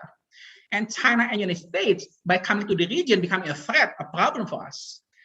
And because of this, ASEAN is becoming more irrelevant due to sluggish pace of decision-making process. Indonesian leadership is also undermined as South Asian countries look for Washington for leadership support for the military aid. And Indonesia perhaps to have to pick sides, which we don't want. I mean, we don't want either United States or China to undermine the region because, as I keep saying, it undermines our security. Professor Sulaiman, could you wrap up your talk? Yeah, just last slide. Don't worry about this. What kind of roles does Indonesia want China to play in time of strategic rivalry between United States and China? Well, I mean, back to my first quote, Indonesia does know what it wants, what it doesn't want, but it doesn't know what it wants. But essentially, Indonesia wants China to help keep international tension. We want China to play a role as a friendly neighbor that has maintaining regional peace and stability that maintains mutually beneficial economic cooperation. And China's aggressiveness in South China Sea and Mekong River does not help and increase regional uncertainties and uneasiness toward China, which brings opportunity for the States to come in. So to be honest, I mean, for us, China should try to, I mean, like Mr. Akio said, try to become more humble, try to get rid of this nationalistic behavior and then start to become a good neighbor. I mean, just ditch the jingoistic, nationalistic thing, and we will be your friends. We will be your best friends because we like you, except your actions. Okay, thank you very much. Thank you very much. Your passionate, energetic, colorful presentation. Last and not least, our speaker is Professor Dr. Bakho Tolibov from Uzbekistan. Are you ready? Good. Yes, I'm ready. Yes, please. Hi, everybody. In Uzbekistan, in Tashkent, it's morning, so perhaps I should say good morning, or in your area, it's good afternoon. Thank you very much for inviting me in Seoul National University, the Korean Association for Contemporary China Studies. Thank you very much for inviting me to this very interesting conversation, very interesting exchanges of opinions. I really enriched myself from these previous conversations. Thank you very much. Probably my region, my country, Central Asia and Uzbekistan is the only region which is a little bit away from East Asia and Southeast Asia. We are located to the west of China, not to the east of China. So maybe, and I hope to contribute to this conversation from the west of China perspective. Okay. Can I share my screen? Just a moment. So, do you see the screen? Okay, just a moment. And maybe I'll just make a F5, this big one. Just a moment. It doesn't go to maximum format. Strange. Okay, my topic is dilemma of strategic partnership with great powers, the case of China. From this title, you can see that as a political scientist, not an economist, I will be focused more on political issues and more on geopolitical issues related to Uzbekistan-China relations, and not only Uzbekistan-China relations, but maybe also in general, Central Asia, China relations. Just a moment, maybe this will work. Yes. Well, this is Central Asia. You can see from the map the location of my area, Central Asia. Uzbekistan actually doesn't border China directly, but as a part of Central Asia, it does. I mean, in Central Asia, 5 Central Asian countries, Kazakhstan, Kyrgyzstan, Tajikistan, Turkmenistan, and my country, Uzbekistan, are engaged in a very special process, which we call regional integration, full integration of Central Asian countries. So to the north of Central Asia, we have Russia. To the east, we have China. And you see from the map, these surroundings of the region. And already from this map, you can see that this neighborhood is quite specific. And in this sense, quite complicated. And I would even say it is full of geopolitics, because this area, Central Asia, was a part of the former Soviet Union. And after the collapse of the Soviet Union, Central Asia now, as an independent region, is really or heavily exposed to great power and neighborhood. Being during the Soviet time a part of the great power, part of the Soviet Union, this region, Central Asians now are exposed to great power geopolitics, being China's geopolitics from one side, Russia's geopolitics from other side, Iran, Turkey, Europe is nearby, and of course the United States geopolitics from the other side. So Central Asia, we can even say, I don't know whether with some exaggeration or not, is the epicenter of global geopolitical transformation and global competition between great powers. The topic of our conversation today is mostly focused on China-US competition or rivalry. But talking about Central Asia, I should say that not only China versus US factor is important for Central Asian international positions, Uzbekistan's international position, but also the neighborhood of Russia. Many experts in Central Asia, in my country, in Uzbekistan, very often use a very special expression. They say, we have a triangle triangle of China, United States, and Russia, and Central Asia is inside this triangle. So by summarizing this introductory remark, I should say that Central Asia has been living since the collapse of the Soviet Union in 1991 in the condition of permanence of geopolitics. We even very often use the special term "great game," the famous, designation of competition between great powers in our area. It's called great game. Former great game in the end of 19th century, beginning of 20th century was between Tsarist Russia, Russian Empire on one side, and Great Britain, British Empire from other side. Today, when we say reincarnation of great game, we mean not only two powers, today Russia and the United States, but also China and some other regional, smaller powers playing this game in the region, but also we mean Central Asians themselves, because previously, in previous great games, they were just the objects of great powers, of great power game.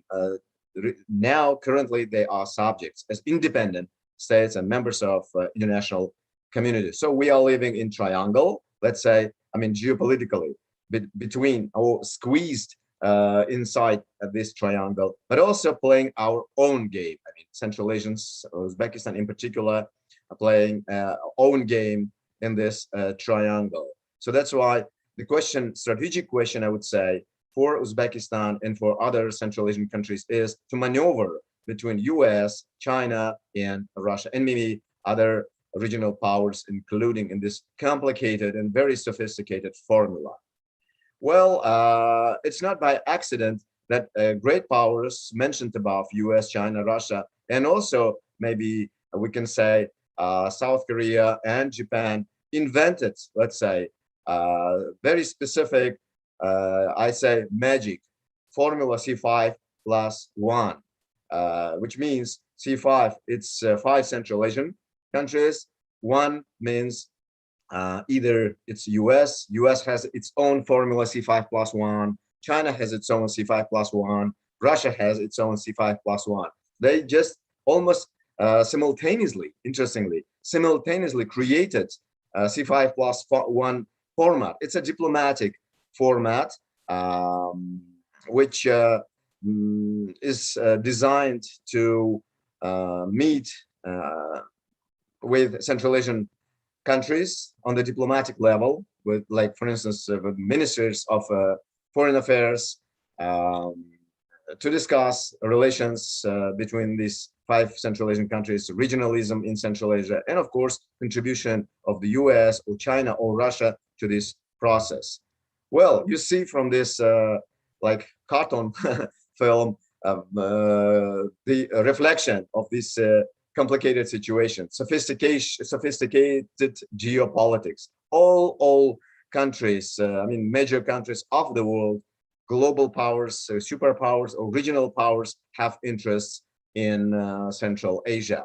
Central Asians, just in the middle of this picture, of this slide, 5 Central Asian countries. First of all, they have their own regional process, regional integration process. They are like a single region, and at the same time, they are exposed to different geopolitical influences of different countries. You see just several of them, but not only like US or European Union or China or Japan have direct contacts, direct influence on Central Asians, but also through their allies, through other mechanisms, they also try to influence Central Asia. For instance, if we take United States, one aspect of influence is direct aspect. Another aspect is like US can use the EU mechanism, European Union, or Turkish mechanism, or many other channels to affect Central Asia. Interestingly, my country, Uzbekistan, signed specific agreements. We have a very specific documents which are called treaties or agreements on strategic partnership. Strategic partnership between Uzbekistan and China. We have strategic partnership agreement with Russia and Uzbekistan has strategic partnership agreement with the United States. This is a very symbolical picture, I think, because stereotypically and correctly, China. When we talk about China and U.S., for example, we say China versus U.S. as if they are standing vis-a-vis each other, like rivals. Also, when we talk about Russia and China, we also say Russia versus United States, as if Russia and Russia and United States are rivals, competitors, and so on. But when we talk about Uzbekistan's relations with these powers, we have strategic partnerships with all. Uzbekistan has strategic partnership, as I said, with China, with Russia, and with the United States. As you know, colleagues, a strategic partnership is a very special type of cooperation. That's why it's called strategic. There are normal bilateral relations, so to speak, but also there is a very special type of cooperation, which is called strategic partnership. So this is the very special case to describe Uzbekistan's relations with powers. Well, you know, colleagues, that the definition of globalization, modern globalization, means speed up of movements and exchanges of people, goods and services, capital, technologies, cultural practices, and so on, all over the planet. One of the effects of globalization is that it promotes and increases interactions between different regions and populations around the globe. So if we apply this definition of globalization to our area, to Central Asia, we also can see all aspects of this globalization, of this terminology of globalization, and especially when it comes to China's input, China's share of globalization as reflected in the area of Central Asia. So globalization has political dimension, as you know. Globalization has economic aspect. Globalization has cultural, legal, technological, and some other dimensions. And all these aspects are present in China's engagements with Uzbekistan. I mean, China's engagement with Uzbekistan has all these above mentioned aspects: political, economic, cultural, legal, and technological. And most of them are realized via the or within the framework of above mentioned by colleagues BRI initiative, Belt and Road Initiative. So sometimes experts in our area and elsewhere in the world understand that BRI is mostly economic or infrastructural project. Actually, it's not. It's more comprehensive. BRI is political, is economic, cultural, legal, and technological project. That's why it's more sophisticated. And that's why it's part of globalization. And that's why it's a geopolitical process at the same time. So let me quote famous British professor Peter Frankopan. Recently, he published a very interesting bestseller book, which is called Silk Roads, in plural, Silk Roads. And the quotation is, "We are witnessing nowadays birth pains of the region that once dominated in intellectual, cultural, and economic terms, and now is reborn. We see how the center of gravity of the world is shifting to the area where it was thousands of years ago. And that area was a center of the ancient Great Silk Road, Central Asia." According to Peter Frankopan, now Central Asia, once many centuries ago, was the center, the core of Great Silk Road, now is revitalizing. And China, that's why pays special attention to this process, revitalization of Great Silk Road, which centuries ago connected East Asia, let's say from eastern shores of China, and even including Japan and Korea in the east, to western part of Europe, be it in sorry, Professor. Yes, I'm finishing. Yeah. I'm finishing. This is the book. Okay. Yeah, okay. I'm finishing. This is the book. Well, when we talk BRI, I should first of all say that BRI was not just invented suddenly. It was the development, evolution, let's say, which grew up out of Shanghai Cooperation Organization, which itself started with Shanghai 5 when Uzbekistan was not a part. Uzbekistan joined the Shanghai Cooperation Organization in 2001. And later on, Shanghai Cooperation Organization stipulated the development of OBOR, One Belt, One Road, or in Central Asian area, it's called SREP, Silk Road Economic Belt. So Uzbekistan was out of Shanghai 5. It became the member of Shanghai Cooperation Organization and now fully supports One Belt, One Road initiative. Now it became so actual, and I would even say so fashionable in Central Asia. The issue of connectivity between Central Asia and South Asia, and Uzbekistan was the initiator of this concept of Central Asia, South Asia connectivity. And you colleagues, you know that BRI means our one vector or one corridor of the BRI goes through South Asia, Central Asia and South Asia. So that's why Central Asian countries, Uzbekistan being the center of the region, is also heavily exposed to this BRI related overall activities with all geopolitical implications. Finally, what I wanted to say that China's policy in Central Asia includes very significant soft dimension, soft power dimension. For instance, Confucian schools are created in Uzbekistan. We have 2 Confucian schools. We have People's Diplomacy Center of the Shanghai Cooperation Organization. Recently, the Changsha University of Traditional Chinese Medicine was opened. China provides thousands of scholarships to students from Uzbekistan. In Uzbekistan, Chinese cuisine becomes popular. We have dozens of Chinese restaurants in Uzbekistan, and so on and so on. Investment and trade, of course, is big.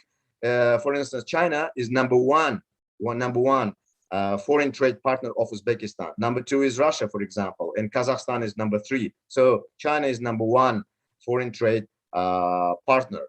Well, in the end, my last slide is this.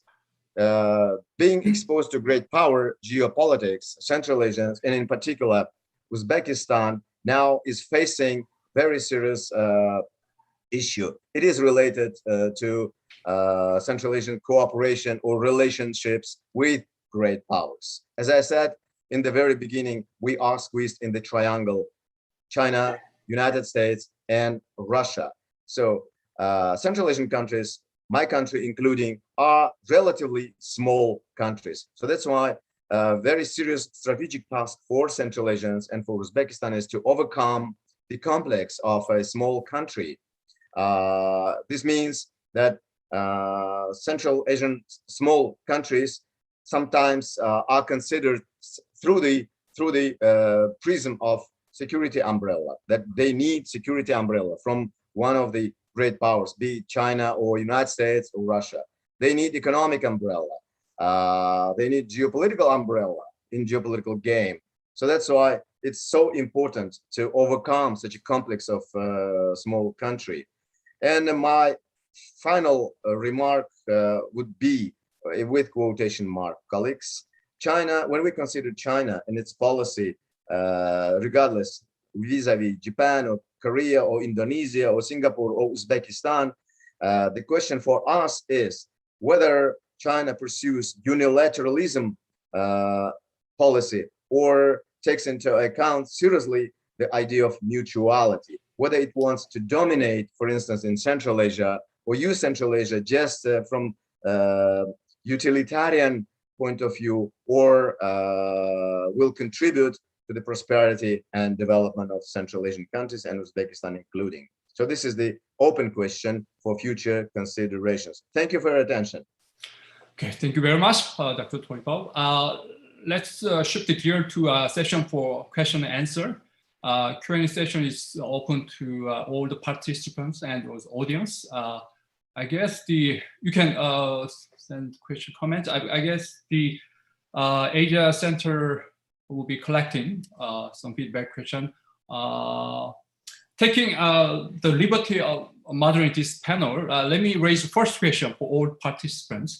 What is missing is American expert, American view here. This is China, Asian only, the dialogue gathering, but nevertheless, the US, Europe played a critical role to shaping the future trajectory of US-China relations and stability, prosperity in East Asia. What is striking me is that recently the perception of the decline of US, the rise of East, decline of West, rise of, President Xi Jinping spoke the Dongsheng Xizhang, the rise of East and decline of West. This concept is quite debatable, but nonetheless widely circulated within China, outside China. I'm curious. My question is, relative decline of US is always good for China, always good news, necessary good news for China and or Asia. Just get your some view on this issue, US fact. Yeah, please. Let me just briefly answer your question in the following way. Some years ago, former State Secretary of the United States, Hillary Clinton, in one of her presentations made a very interesting statement, which I very quote to my students still in the university. She said that the United States cannot solve any global problem, any problem of international community, which international community is facing on its own. So United States cannot solve all global problems on its own, even if it's a global power. But, she said, the international community also, in turn, cannot solve the same problems, global problems, without the United States. So this is a very interesting remark, I guess. The US should not be dismissed from the formula, from these considerations. And even if we say China is a rival of the United States or vice versa, they are competitors, they're engaged in trade wars and so on and so on, I think China it cannot dismiss the United States, and decline of the US, as you asked, probably will not be beneficial for China. Other panelists? Let me add my perspective. Yeah, I'm not sure whether the decline of the United States is a reality or a perception. Of course, no one would deny that the rise of China would be kind of destined in the coming years, but while it does not necessarily mean that US is in decline. So I think we have to make an effort to try to find a way to coordinating the conflicting interest between the US and China in that regard. And another thing is that even if we acknowledge that the US is in relative decline, the transitional process would be rough and volatile in the coming years. In that sense, yeah, the too rapid decline of the US will be in the no country's interest. And another point to add is that, as I indicated earlier, from the survey result, Korea, together with Japan, is one of the few countries in the world that the US will be the leading economic powers in the coming years. That is kind of the perceptual difference clearly between Korea and other countries. In that sense, we have to make a differentiation between the reality and perception. Thank you. Okay, good point. Thank you. I would also like to briefly respond to this question. I think there's answers on two levels. On the general level, the general strengths of the United States, the so-called US decline, China rise talk is mainly in politics and in media. I don't think there are many serious Chinese academics believing that generally the US is declining, China is rising. But there's another level, that is the assessment of the US influence in our region. So subjectively, I have to say frankly that for this moment, China, of course, would like to see the decline of US influence in this region. because at this moment, China basically perceived the United States' role harming China's interests. For example, US is encouraging Asian countries to beef up their military capabilities, is forging coalitions against China, blah, blah, blah. So basically, I would say at this moment, Chinese assessment of US influence in general in this region is negative. So we want to see the decline of the United States. And actually, we believe that, as many professors has already pointed out, that China has a bigger bigger economic role in this region. So China probably is also confident in competing the so-called regional influence with the United States. Thank you. Thank you. Could I also give a short reply to this question? Well, I think it depends on how you define relative. Right? And, you know, in some respects, if you make a clear and fairly accurate definition of the term relative in relative decline, so you can make a plausible argument that indeed relative decline of the US vis-a-vis as well in China is taking place and it's reality. Right? Look at military power, technology, economic power, look at all these dimensions. The gap between Chinese power and American power is become narrower. In that sense, yes, it's relative decline. But however, I think many people, perhaps in many countries, including here in Singapore, would also say that the US is still a very powerful country. Right? It's still leading in many respects vis-a-vis China. And you know, this relative decline will be, it's not something that we're going to see dramatic or significant changes in the near term. It's going to be long term. It's going to be a long process. And also last thing I want to add is that many regional countries are really not looking at this relative decline of US power as a foundation for the policy making towards US, towards China. So in other words, the relative decline of US power is not really a noticeable factor in the decision making yet. Rather, what drives regional countries' policy is still the reality, the fact that US is a leading power. And they will take quite a long time for China to catch up and overtake American power.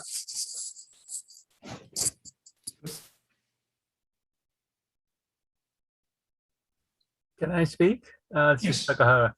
Well, yes, the point about whether US is really declining or not is a debatable question. I don't, you know, we know the history of this argument that US has experienced a relative decline. It happened in the 1970s when they retreated from Vietnam. It happened in the 80s and early 90s when the Japanese economic bubble was big. And now it's happening again with the rise of China. And we all know that the USA is in deep trouble when we look at the division within the society, and they really have to do a lot of work on reuniting the nation. That's true. But I don't think the US will decline absolutely. Just look at the rich natural resources that they have. They don't have an aging problem yet. And the technological talent that they have accumulated and they will accumulate even further. USA is a very special country, I must say. It's still very new compared to our nations, especially in Northeast Asia. And it has a lot of room for further development, I would say, in many senses of the term. But I do worry about the current situation in the US. And as a China expert, of course, I'm deeply worried about China's future too. So my hope is that both big powers will put their houses in order and make a soft landing, as it were, both politically and economically and in all ways. That's my hope. Thank you. Yeah. Thank you very much. Your very thoughtful comments. I'm waiting for a question, but looks like I got a message. There's no question. Actually, we are now approaching the end of this panel session.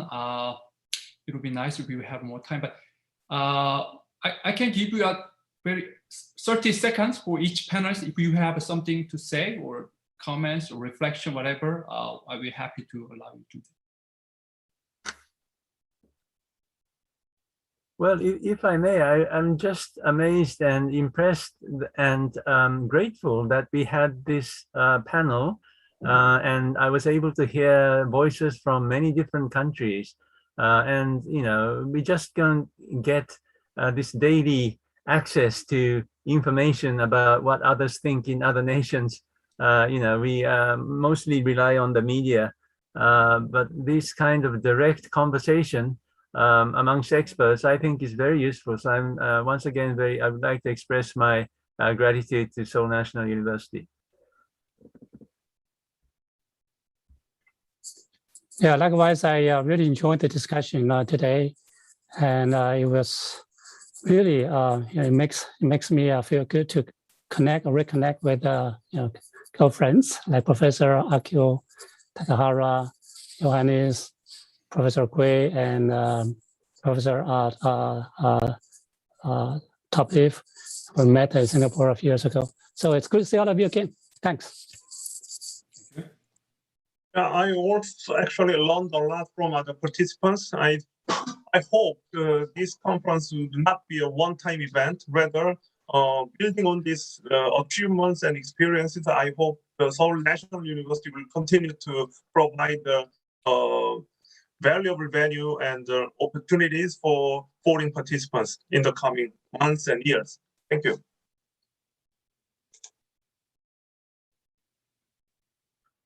Well, I was also like to express my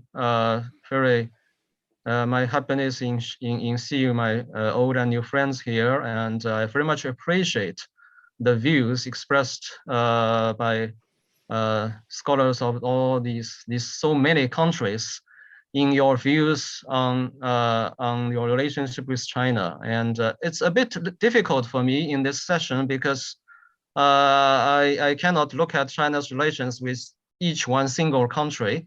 And but basically you simply need to focus on China. And I wish I could have more discussion with you, but I learned a lot, especially, for example, no country should seek hegemony in this region. I think if everyone can agree on that point, we can make some progress in shaping this peaceful order here. Anyway, thank you very much, and looking forward to seeing you again. And also thanks Seoul National University. Thank you. Yeah, I guess I was also to extend my thanks to Seoul National University for for giving us this wonderful forum to meet, to talk to each other, and then to hear each other's opinion, and enjoy listening to lots of presentation from China, from Korea, from Singapore, and also from Uzbekistan. And hopefully, I'm not going to mix Uzbekistan with Kazakhstan, but I really appreciate being here to the Seoul National University, and also really enjoy listening to the presentation very much. And thank you for Professor Sohn for being a great moderator. Alex, let me show you one sheet of paper. This is how many notes I made from this conversation. Each presentation for me was so thought-provoking. I made so many notes in this sheet of paper. New ideas also I got from you, colleagues. Thank you very much for sharing your expertise, and hope to continue our conversations further in other meetings as well. So tomorrow, I guess we will continue, and I'm invited to the plenary session. So I will be glad to join this conversation again tomorrow. Thank you. Okay. So time's up. Thank you so much. Again, thank you very much to all your super presentation, and also more's coming. The second session, third session, more coming. So okay, looking forward to seeing you again soon. Thank you very much. Bye-bye.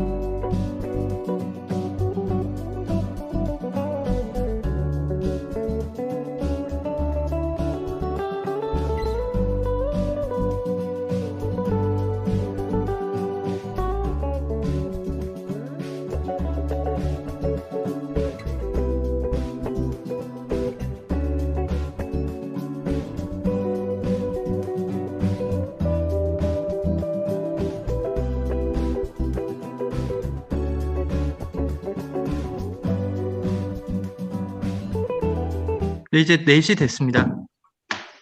Okay, let's start our session. Welcome to session 2 on Asian economy in China in this conference on US-China rivalry and strategy of Asia. I am Professor Kun Lee at the Economics Department of Seoul National University. Okay. We have about 2 hours and we have 6 speakers from Korea, China, Vietnam, Indonesia, Pakistan, and India. So I'll ask each speaker to say about 15 minutes and maximum. Then we'll have about 30 minutes for Q&A among us and possibly from followers. Broadly, we are free to talk about any Asian economy, but organizer has 3 lists, such as China's Belt and Road Initiative, and digital economy and post-pandemic recovery. But I think we are free to talk whatever comfortable topic you want to focus. Okay. I have participated in the first session on politics and security. They also had very lively discussion. So I hope our econ session also to be very lively. Okay. So feel flexible to talk whatever you want to talk. Okay. So without further ado, let me ask the Korean speaker, Dr. Lee, Hyuntae Lee from Incheon University. Professor Lee, you have a floor. Please turn on your mic. Okay, I will share my. Others, please mute your speakers. Okay. Including myself.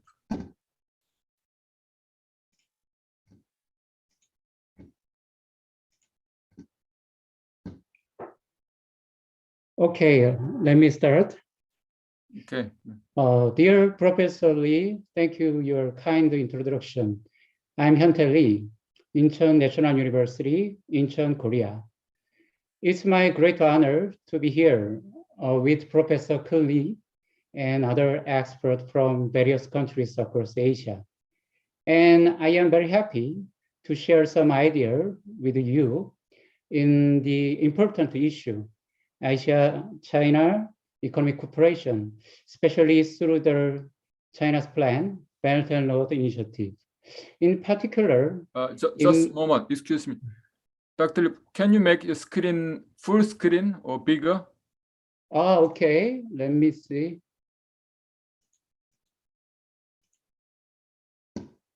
Okay.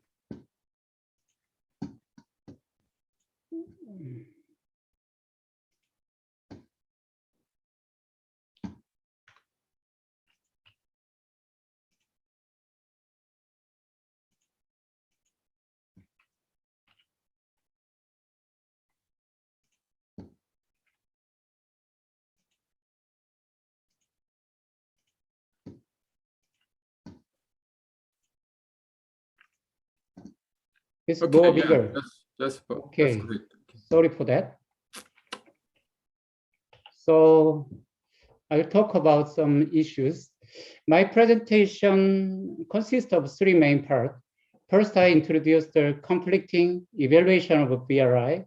Second, I'd like to talk about the challenges that could transform the BRI in recent years and address the prospect of BRI in the post-COVID-19 era. In the last part, I will make some suggestions for Korea-China economic cooperation through the BRI. So, okay, let's move on to the first part. The question is BRI succeeding or failing? It might be hard to answer. President Xi Jinping announced the BRI in Kazakhstan in 2013. Since then, the Chinese government has evaluated that the initiative has been producing rich results. Let's look at these pictures. Official BRI participants by year of joining. We see around 140 countries and 30 international organizations have signed up to the BRI for cooperation. And then we can see from these graphs how BRI infrastructure investment were made by year, region, and sector, and the size.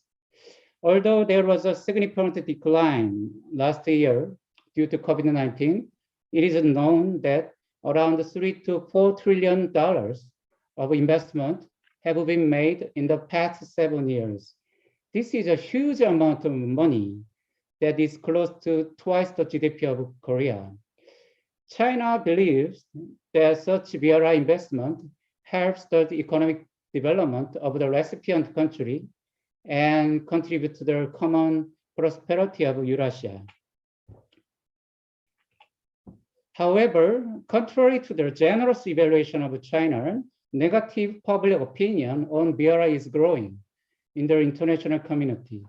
In particular, the West argued that China maximized its diplomatic and security interests through BRI at the expense of deepening the debt problem of some recipient countries, so-called debt trap diplomacy.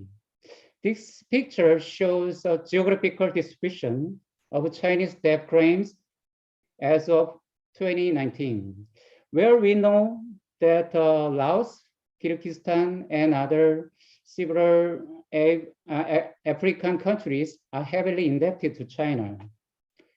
And as this picture shows, China gains control of some port in Indian Ocean. Western alertness was amplified. The West argued that it is China-style new expansionism. In addition, some BRI project was stranded due to friction with local stakeholders in the recipient countries. Some BRI projects have been criticized to cause poor quality, corruptions, environmental pollution, lack of public surveillance, and community participation, OPEC loan, governance and fiscal problem. In 2018, I visited some BRI countries like Kazakhstan and Vietnam, etc., to survey the opinion of local residents. I was very surprised that there were more negative opinion from local residents about BRI than I expected. The spread of negative perception about BRI means that BRI is flowing contrary to China's original intention and need to be revised and supplementary. China needs to think carefully about why such a negative perception is spreading despite such a large investment. Without such a deliberation, the future of BRI is not very bright. To make matters worse, aside from the spread of negative international public opinion, there are new challenges facing BRI, which could influence the direction of BRI in the future. In this second part, I'd like to talk about more the challenges and the prospects of BRI. Making a long story short, to the internal and external environment surrounding BRI is becoming increasingly difficult, like intensifying US-China dispute, COVID-19 outbreak, and Chinese economic downturn. In the face of this challenge, how BRI will evolve is a global concern. First challenge is that strategic competition between the US and China is intensifying. The Indo-Pacific strategy of the US defines China as a de facto enemy. Also, the US criticized the BRI seriously and never hides an obvious opposition to the China-centered BRI. The next challenge is the crisis of BRI connectivity caused by the pandemic. Let's look at this picture. This newly built wire fence on the China-Myanmar border this year, 500 kilometers long. The COVID-19 is an obstacle to strengthening connectivity, which is considered as the core of BRI due to border cross-border logistics, people-to-people exchange, infrastructure construction, and industrial cooperation are facing challenges. BRI countries might be forced to review some of large infrastructure projects. In this situation, the likelihood of problem relate to the business profitability, transparency, and environmental and social impact increase. So if the economies of BRI countries are adversely affected by COVID-19 in the long run, then the burden of repaying debt to China increase. Therefore, pursuing additional BRI project will be a challenge. The last challenge facing BRI, I'd like to point out, but this is maybe most fundamental, is slowing China economic growth and promoting their internal circulation strategy. The Chinese economy is suffering due to the US-China dispute and the COVID-19 amid a structural low growth called the new normal. China is devising a response strategy to replace the decline in export with the expansion of domestic demand through an internal circulation strategy, which create a complete economic ecosystem in China.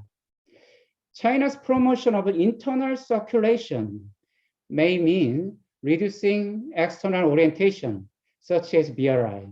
With limited resources and difficulties in the domestic economy, the economic stamina to promote overseas expansion, like BRI, is limited. Based on this changing environment, this table summarizes the prospect of BRI in the post-COVID-19 era. First, the size of the BRI business is expected to be reduced. Why? It is difficult for China to expand BRI in a situation where connectivity is cut off and the globalization retreats due to the US-China conflict and COVID-19.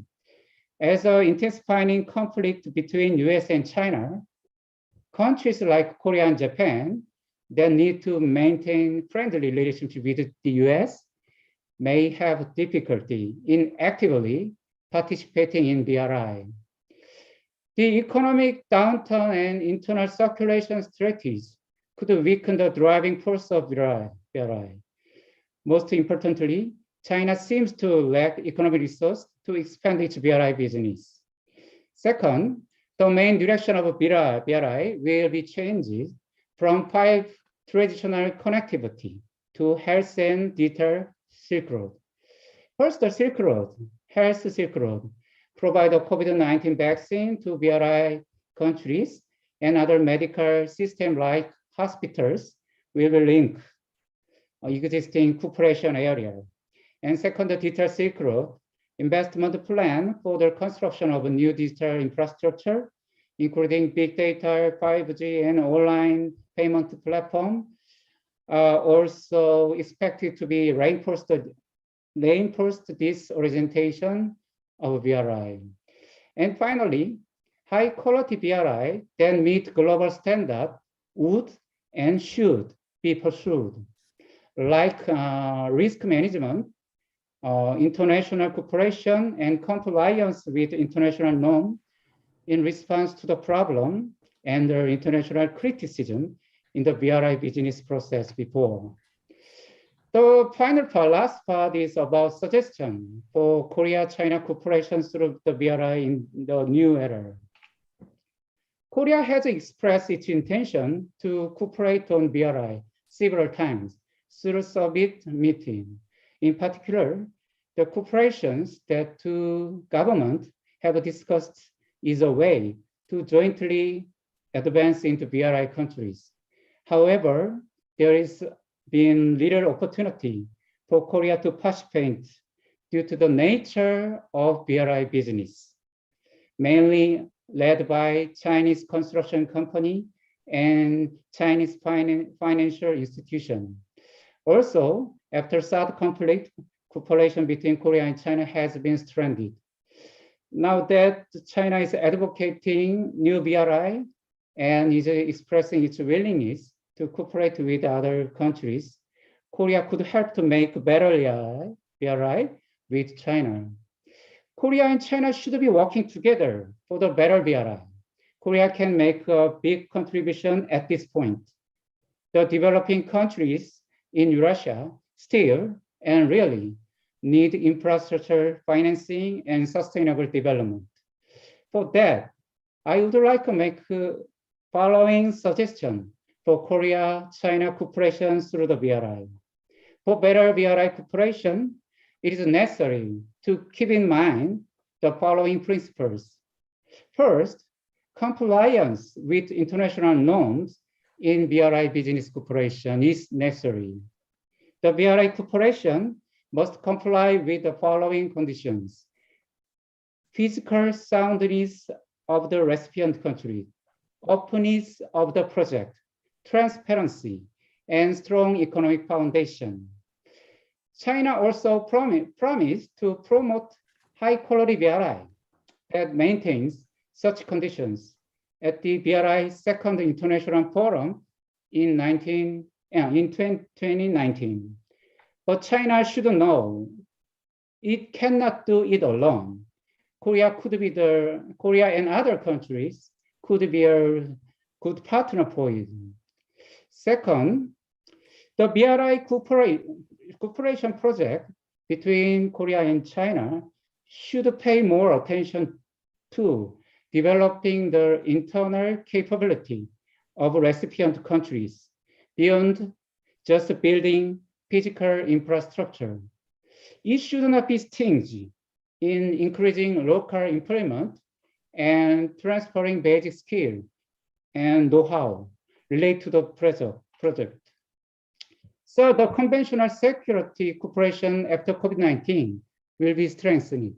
In particular, the two countries need to actively cooperate to promote healthcare and improve environmental problems in Eurasia. It directly helps developing countries in this region and can be neutral to US-China dispute. If the above cooperation principles are followed, Korea and China BRI cooperation will be able to contribute to the sustainable development of Eurasian countries. For practical cooperation, the two countries need to organize discussion platform. Through such platform, they can discuss how to promote better BRI. Okay, it's time to wrap up my presentation. As a researcher studying Korea-China cooperation, I feel sorry about the factor that BRI is facing many opposition in the international community and challenges unintentionally. I think China should take this seriously, and I hope that China can make a better BRI and contribute to the prosperity of Eurasia. I expect the suggestions coming out from experts from various countries in Asia will help China to do that process. Okay, that's all I'd like to say today. Thank you for listening. Thank you. Thank you, Dr. Lee, for your talk focusing on BRI issues. I think you made interesting suggestions focusing on table 1, comparing before after pandemic BRI prospect. Also, you mentioned several problem BRI noted by Western countries, but I feel that they are almost same as the typical problem of Western foreign aid to other countries.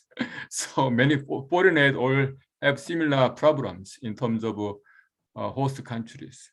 Okay, we have many presentation waiting, so let's move to second speakers from China, Mr. Zhong Pei-tung from China Academy of Social Sciences. Mr. Zhong, you have floors. Thank you, Chairman Lee. It's my great pleasure to share some ideas about my topic about China's dual circulation development strategy and the regionalization of Asia. I want to examine this new development strategies, the implication for rest of Asia. So let me start from my first slides. Make it bigger, full screen. Yeah, just Okay.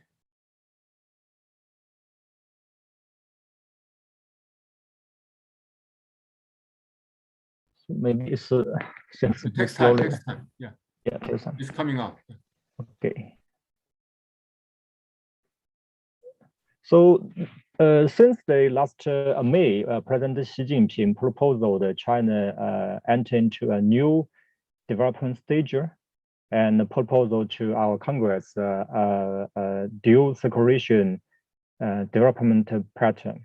And around the debate in international, there are three kinds of views. One kind of them mentioned by Professor Yongtao Lee in above presentation. There are several new ideas about this dual circulation. One kind of them came from Michel Pettis, a professor at the Peking University. Can you make full screen? We see two screens together. Two screen? Yeah. Okay. Two screen. Right now we see the current screen, also the next screen at the same time. Maybe you can make it. What's the problem for this?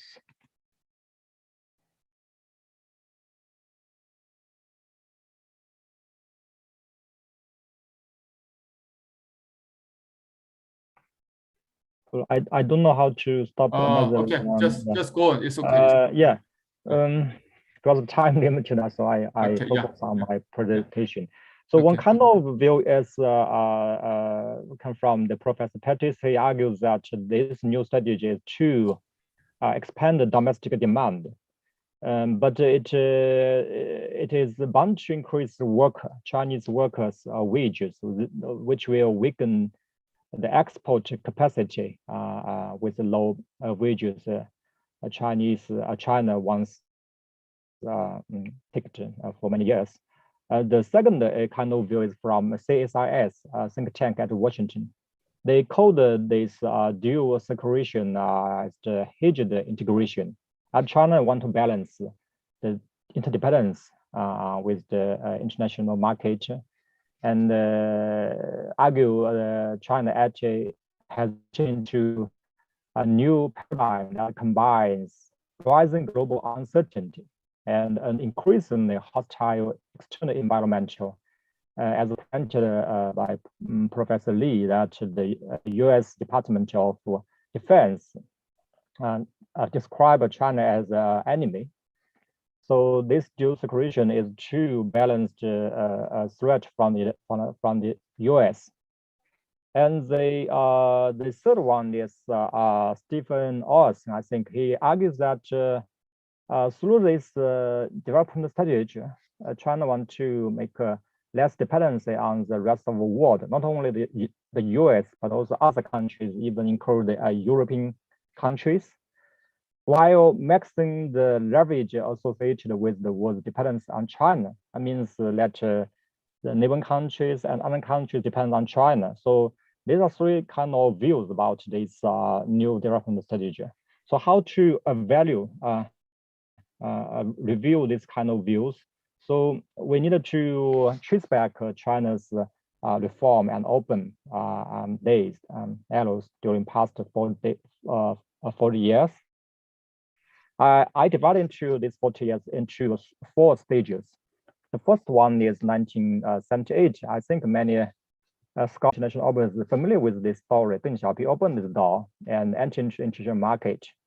But actually, if we see from this figure, we can see China's trade with the United States is still very low. In that time, Japan occupied a very priority position in Asia's trade with the United States. And the second stage, the turning point is Plaza Agreement. We all know that the yen appreciation to the US dollar. So Japan shifted its industry to rest of Asia, and China in that time adopted a greater international circulation strategy. So after 8 years, that means China spent 8 years and developed a very coherent development strategy. It means entry into international market. So this is a very important point for China. The third turning point or stage is 2001. China entered into WTO, become member of the international trade system, and the relationship between China and Japan trading place. China began to gradually replace Japan as the biggest trade partner for the United States, especially the biggest trade deficit for the U.S. And the fourth stage is the 2018, the trade war between China and the United States. If we take the perspective from the trade deficit reducing, I argue that the Trump administration made a very positive contribution to the United States because the share of China's trade deficit of the United States reduced since 50% to nearly 30%. So that is the very bigger background for President Xi Jinping post-dual creation strategy, because the decoupling for the U.S. During past several years. So we can see from this figure, to some extent, China is not so unique, because in terms of the trade deficit with the United States, Japan also has the similar trends with the U.S. during past several decades. So when President Xi Jinping argued China entered into the new stage, a new era, there are two kind of perspectives. One from the economic decoupling with the United States, another from international relations or international politics, the Thucydides trap between China and the United States. The left as the trade, Sino-US trade in US statistics, we can see very clearly the trade deficit, China's share of trade deficit declined after 2018. The right figure is the China's share of GDP of the US first reaches to more than 70%. The green line indicates the Japan's share in 1995. In that time, the share of Japan declined very quickly. But according to several international organizations' prediction, China will surpass the United States in terms of GDP, even in a market rate measurement in the forthcoming days, 10 years. So the United States is afraid of the rise of China. So it takes China as the enemy. So around this background, China wants to make a new strategy, shift from the international circulation developed during past 3 decades. So China entered into new stage because of the external environmental change so huge. And during past several decades, when China developed international circulation strategy, many international observers more familiar with this model developed by Japanese economists. I mean, the franchise model, yeah. And some Chinese economists argue China developed a new flying dragon model because of the economic scale of China is larger than the United States.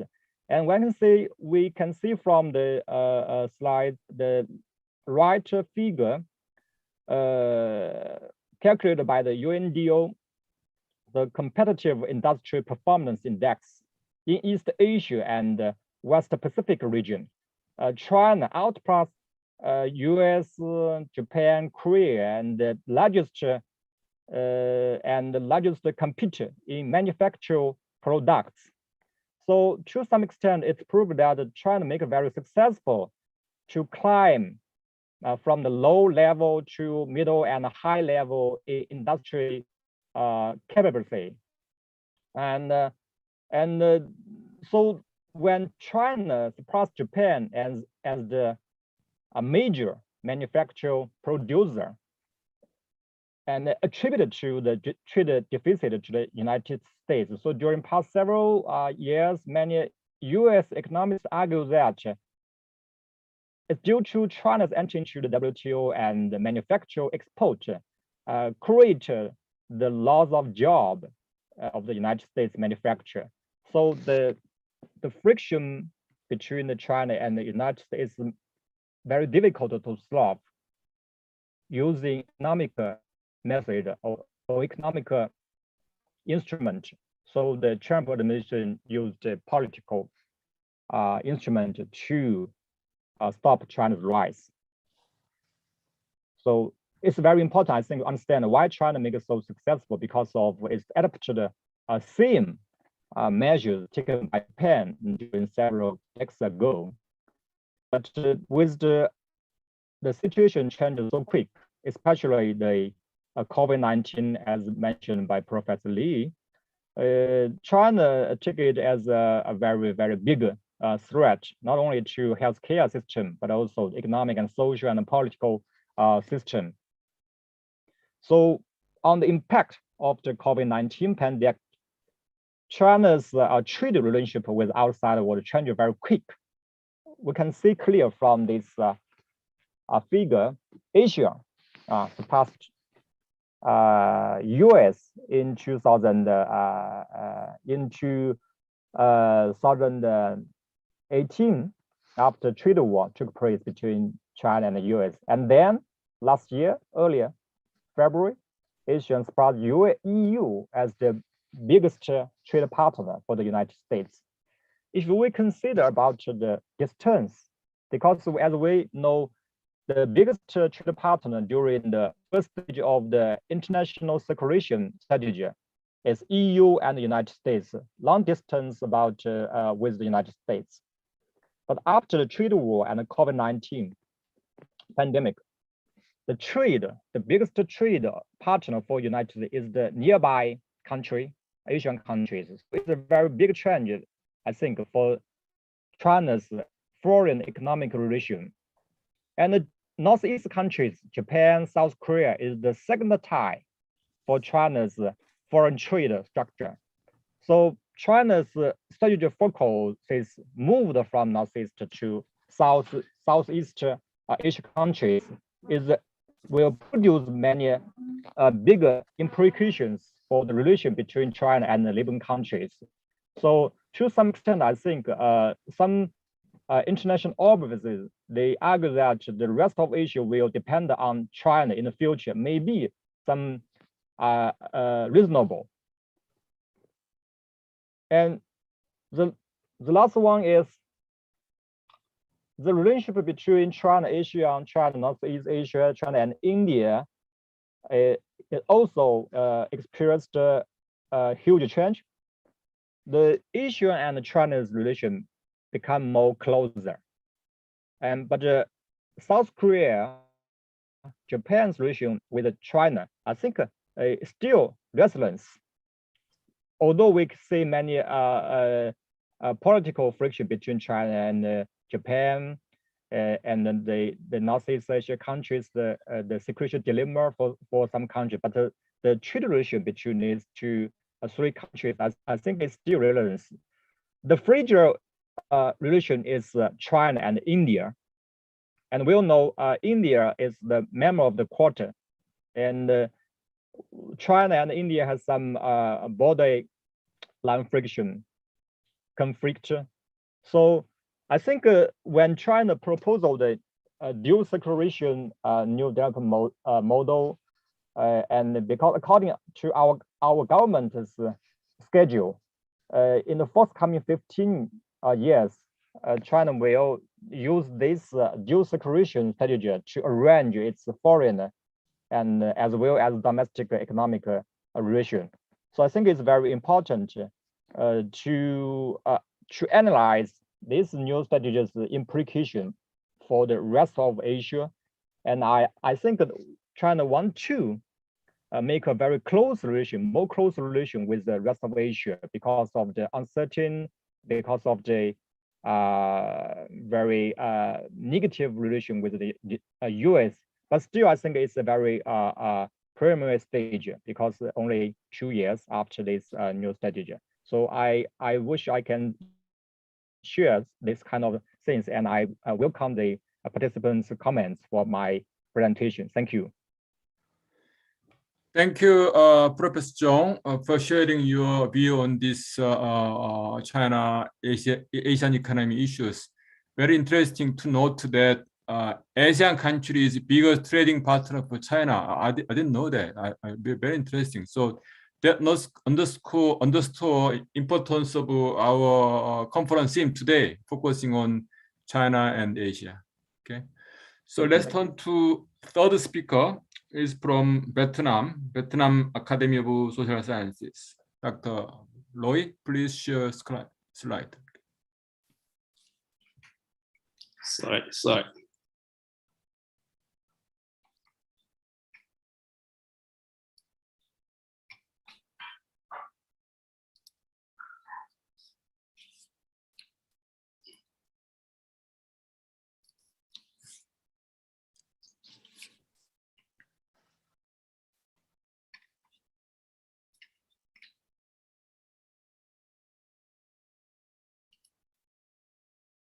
Can you see my slide? No slide, only the list of files in your computer. Sorry. Yeah,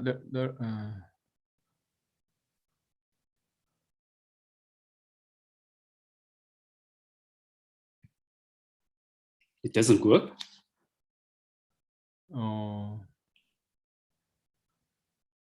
Do you have a PowerPoint file, please? Yes, I got it. I have that. Please find it and click it.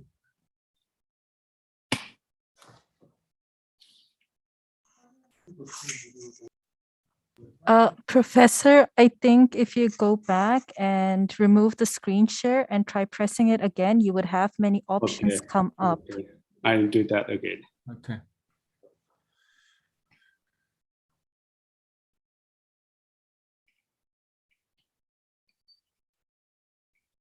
Also, I noticed from Professor Chung's presentation, China is replacing Japan as a contributor to U.S. trade deficit. Exactly symmetric position between China and Japan in the past. Okay, so we have a. Can you see it? Yeah. Make it bigger. Yeah. Okay. Yeah. Right. Okay. I'm sorry.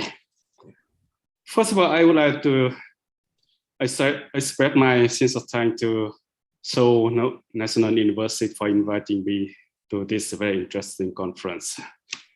First of all, I would like to share with you my feeling when I got the invitation from the university. That the university told me to share with in the conference about the China Belt and Road Initiative in Vietnam. At first, I was a little bit hesitant to take this offer because, in fact, we haven't had any project funded by Belt and Road Initiative in Vietnam at all.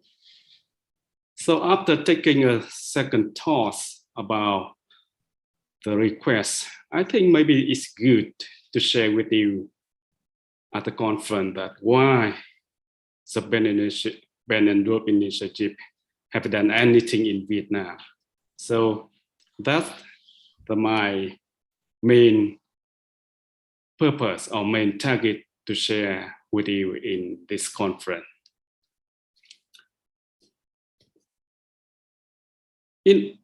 Before going to the Belt and Road Initiative, I would like to share with you about our bilateral relation with China. From political perspective, I think our relation with China is going well. That China and Vietnam now has become the comprehensive strategic partnerships relations in 1908. China is among the only 3 countries that Vietnam have pursued a comprehensive strategic partnership. It means China is a very important partner of Vietnam. So actually, for political relation, 2 countries has maintained parallelly the visit by high-level, high-ranking officers visit annually. So I think that politically, the relation between China and Vietnam is going well. For economics relation, I think the bilateral trade is going very well. That China now has become the biggest trading partner of Vietnam. That China is the biggest import market of Vietnam, and China now is the second biggest market Vietnam in terms of exports. China now invests a lot in Vietnam in terms of FDI, and China now is struggling to be the number one FDI in Vietnam. So basically, I think the political and the economic relation between China and Vietnam is going very well. But there's some trouble in our bilateral relation. You know it's very well that the South China Sea dispute that have become tense in recent years. I don't want to talk more about this. I think you know it's very well. So let me go into the Belt and Road Initiative in Vietnam. Basically, I think the Vietnam have a very positive view about the Belt and Road Initiative, and that Vietnam has become the partner of the Belt and Road Initiative after a few years considerations of Vietnam have signed and become the partner of the Belt and Road Initiative.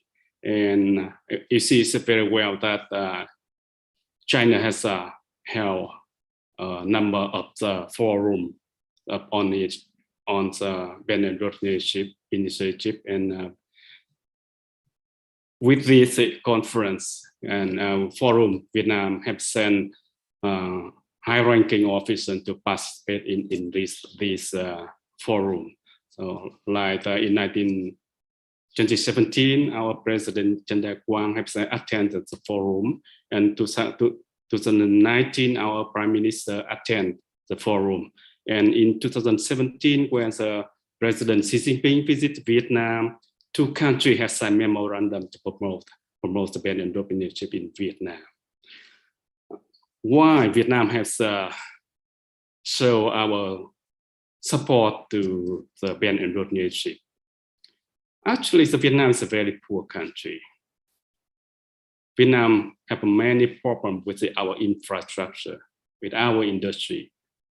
We have looking around the world for the ODA or foreign funded project that we are looking for the ODA from the Japan, from South Korea, from the World Bank, from IMF, from other countries. So I think that the Belt and Road Initiative is very important. It's a supplemental source of investment. So I think it's a very important Vietnam. So that's why the Vietnam supported. And we didn't do that just because political or the ideology at all. And just because we think that's a very important source of capital for Vietnam to upgrade our economy. So that's why the Vietnam support the Belt and Road Initiative. But on the other hand, because there are some tension between China and Vietnam, so Vietnam have some cautious support or attitude towards the Belt and Road Initiative. Because of tension in South China Sea, so some people think that maybe there is some risk or some kind of disadvantage of Vietnam if we take a project or fund or capital from the Belt and Road Initiative. That in 2018-17, when our president back at the forum, our president had expressed some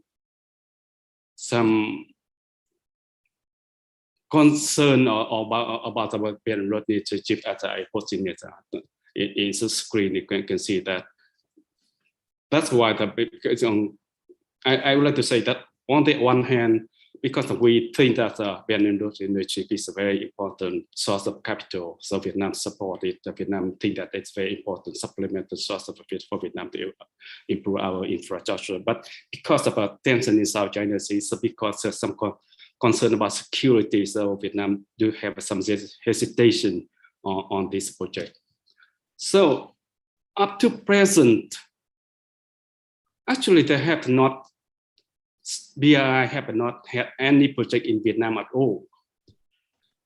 It's just a little capital fund for ongoing project in Vietnam because of a number of reasons. But I will tell you that because of security and the economic region. But I would like to share with you that from the economic perspective, why Vietnam has hesitated to take a project funded by the BRI in Vietnam.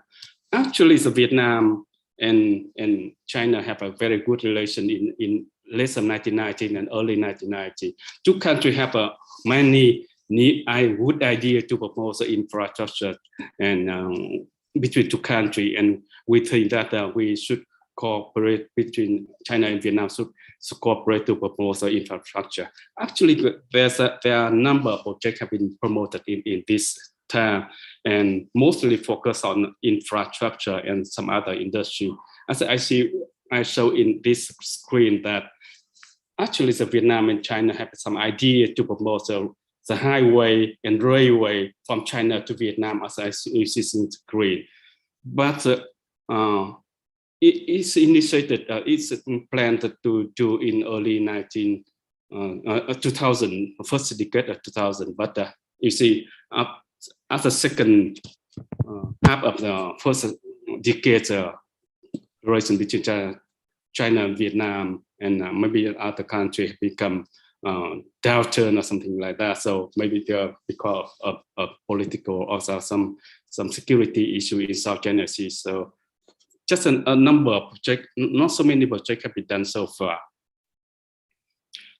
Because of Chinese investment in Vietnam have not gone into the infrastructure sector. So China investment has gone into some industry like the power station or some other industry like steel or nitrogen, fertilizer or some other industry.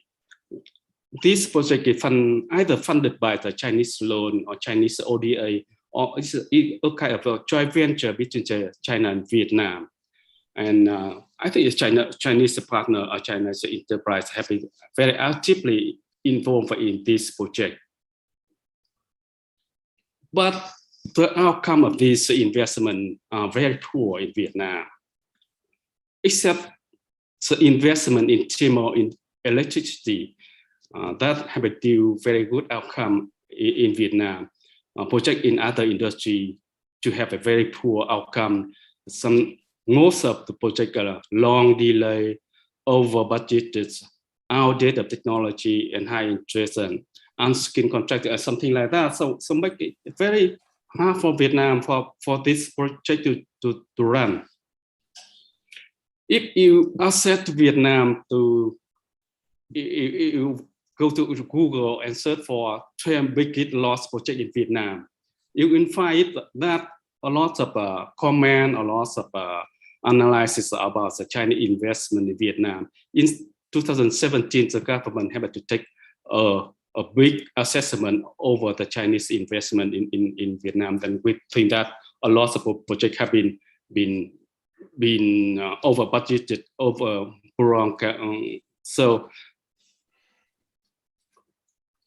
actually the capital from funded by this project is from Vietnam and from China, but the outcome of the project are very poor. A number of the project now just around half a capacity, or some other project now almost hold. It couldn't run because it's a low efficiency. So basically, I think that the Chinese have been involved actively in number of projects in Vietnam, but the outcome or the quality of the investment is there's some problem with the quality of investment in Vietnam because of the high interest. China's loan is a higher interest from compared to other countries, as I showed in my screen, and because of investment in transparency. I cannot say in detail on this, but bidding technique or procurement technique made by China caused some problem for project in Vietnam. So actually, this project got a big problem, and some projects have got into big trouble nowadays. I just give you just a very general picture about that either funded by Chinese loan or a joint venture of the board or by Vietnamese fund with a joint investment from Chinese side. There's some good news that some project is going well. And some project can now, after a long consider suspending and now start running in Vietnam. So I just tell you that actually we haven't got much investment from BRI in Vietnam, but we got a lot of investment from other source of capital in Vietnam. But to some extent, it's a Chinese investment, a Chinese project is very important for Vietnam that contribute to Vietnam economic growth. But a number of projects have what a big problem for our country. So because of running of time, I just want to make some conclusion that so far we haven't got any project funded by BRI Vietnam because of the negative support from the public and because of security issue concern, and of course some projects have a good contribution to Vietnam economy, but we found that some projects have a very poor outcome and low efficiency for it to run. So in order to promote the BRI in Vietnam, I think those problems should be fixed. And I think it's very important that the first presenter have mentioned something like we should promote or we should correct or fix transparency or some kind of formulate or create an institution to oversee this investment. Otherwise, I think it's a very BRI would have some difficulty in the future, not only in Vietnam, but maybe in other countries. But I think if this problem has been fixed, I think many countries would welcome the BRI funded or be to upgrade their economy into infrastructure or industry. So that's my own presentation. Thank you very much for your listening. Thank you, Professor Louis, for your interesting presentation on Vietnamese views on BRI from China. Your last slide summarized well how Vietnam feel the BRI from China. Okay, please stop sharing your slide. Okay. Also interesting to know that, somewhat surprising to know that China tend to charge somewhat higher interest rate to this BRI project. That's an interesting fact. Okay. So let's turn to first speaker from now from Indonesia, CSIS based in Indonesia. Dr. Damuri, you have floors. Okay. Make it big. Okay, thank you very much, Professor Lee. Yeah, please make it big screen. Okay. All right, minute. Just a second. Yeah. You see it already? Yeah. Clearly? Okay, thank you very much also for having me here and allow me to share my thought, my perspective on China, Indonesia, China relations. I'm sorry a little bit. I need to change the titles into Indonesia-China relations actually, because I'm not going to. Well, I have some study with me on ASEAN-China economic relations, but today I'm going to talk more about Indonesia-China economic relations in hoping that we are going to have this to become backgrounds of our discussions later. So minute, let me share screen now. I hope it's going to be all right. All right. Right. Okay. All right. So, all right. Yeah. To begin with my presentations, I think I like to talk a little bit, just briefly, to say that the situation in Indonesia is currently improving, meaning that we're managed already to pass the worst case or the worst times in our pandemic, COVID pandemic times. And it means the recovery is also underway. And it's why I also would like to highlight this issue. This is partly because of the China support to Indonesia, especially in providing a vaccine for COVID-19 in order to fulfill the need of our almost 200 million populations that require vaccinations. So I will talk a little bit more about this issue later on, but I'm going to ask you to look at about how the Indonesia-China relationship have been evolving during the last 20 years. It can be seen, for example, first on the how China become more important to Indonesian as an Indonesian trade partner. In the beginning, early 2000, for example, Indonesia's export to China only account for 7% of the total export. Now it almost reached 30% of its total export. It increased it grew by around almost 20% every year, or almost the double rate of the Indonesia's export to other countries. Although when we're looking at the compositions of Indonesia's export to China, most of the export from Indonesia consists of the energy commodities like coal and also palm oil commodities, gas as well, iron and steel, and some other commodities that are quite abundant in Indonesia. And the Indonesia economic relations with China is not only improving on trade, but also in investments. At least for the last 6-7 years, you can see that the red line here, that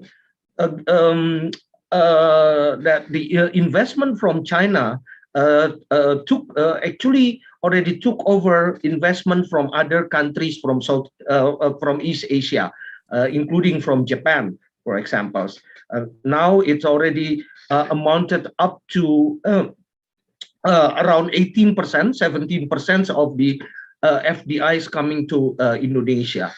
And the composition, although again, like the one you've seen before on trade, the compositions of China's FDI in Indonesia are also concentrated on certain sectors, especially the one that is natural resources intensive sector, such as metal industries, for example, or the transportation and storage and telecommunication, especially in telecommunication here, including also on utilities such as electricity. So that you can see that the investment from China is also increasing. Then, of course, when we're talking about investment from China or cooperations, economic relations with China, we cannot we cannot escape from talking about the biggest project, the biggest programs, which is the Belt and Road Initiative, where Indonesia is also taking part in the BRI project. That is basically quite beneficial to Indonesia because infrastructure development remains to be the top priority for Indonesia. The situation in infrastructure development has been improving a lot during the last 6 years, but the demands and the need for infrastructure, especially in the eastern part of Indonesia, is still very high. In the government programs 2019 to 2024, for example, it states that Indonesia requires at least $450 billion to develop infrastructures during these 5 years programs, and only around 58% can be sourced from the budget and from Indonesian SOEs. So BRI and Chinese infrastructure investment actually can fill the financing gap for that. And but you can see also that Indonesia actually already formally participated in BRI projects in 2018 because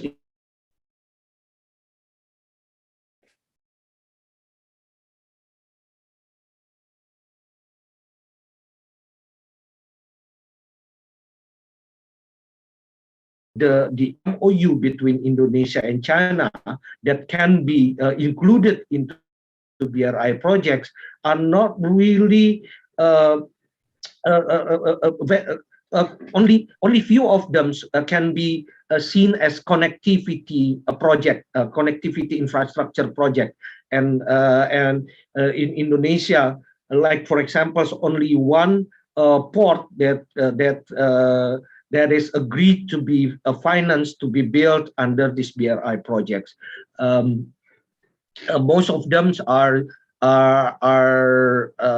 either in power generations or real estate, such as the industrial estate development. That also indicates some cautiousness, some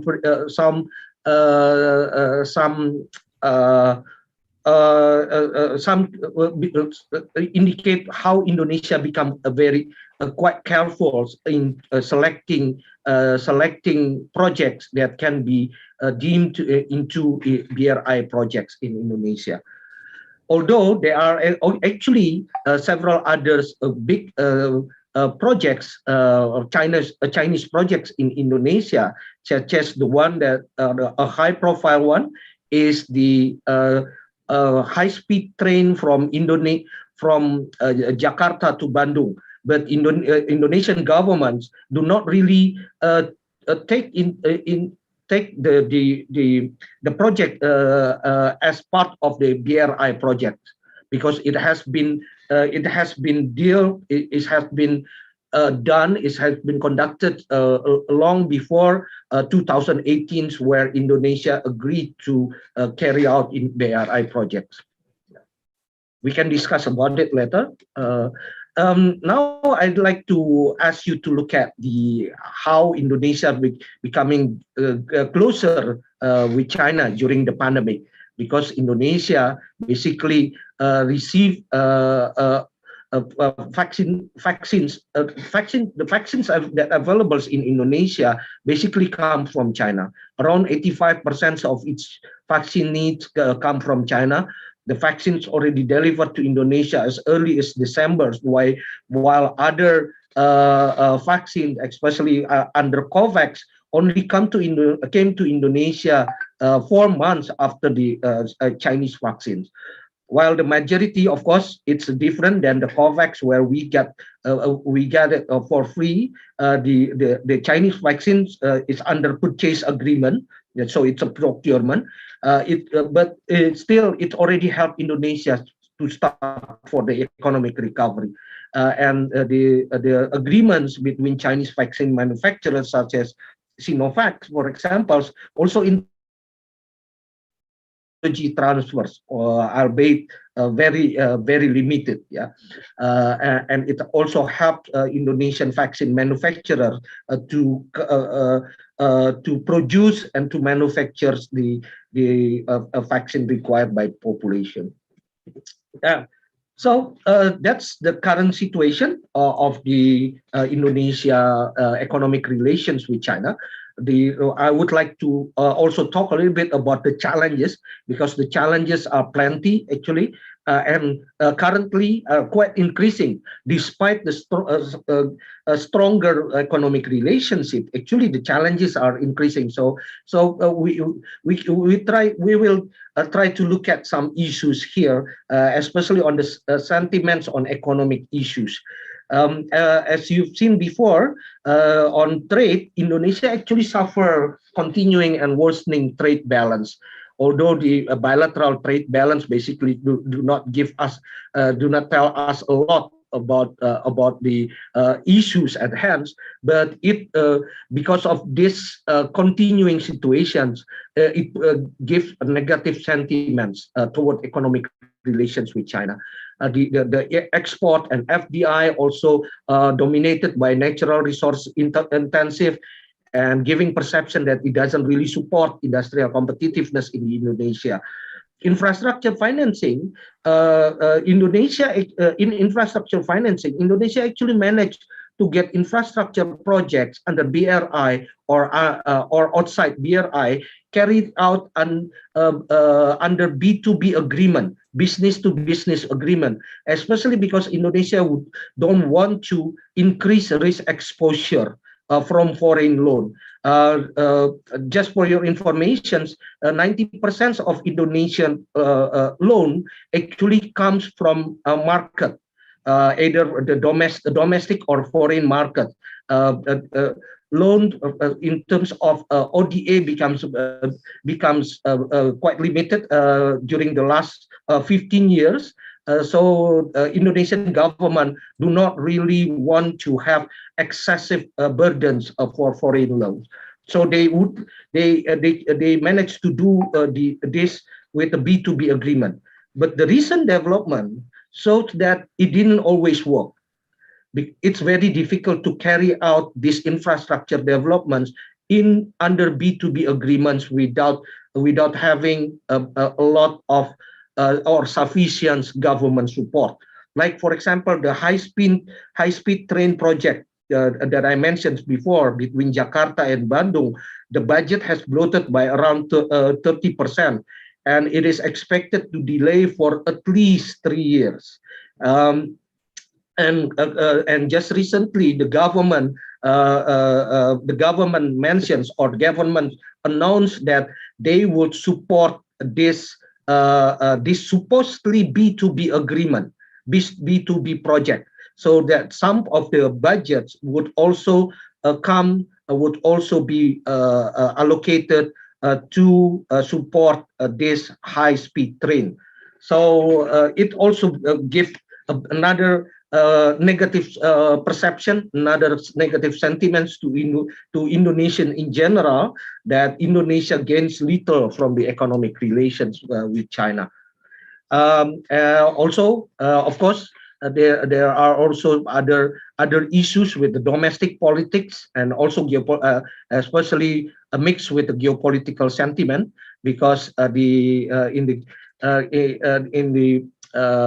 the domestic issues also involve long-time prejudice to Chinese Indonesian. Actually, it's kind of like discriminative perceptions. It's not a policy, but it's a kind of like this perceptions among some part of the populations toward the Chinese Indonesian, and it also fulfill the negative sentiments toward China in general. And it is, of course, it is fueled by geopolitical sentiments.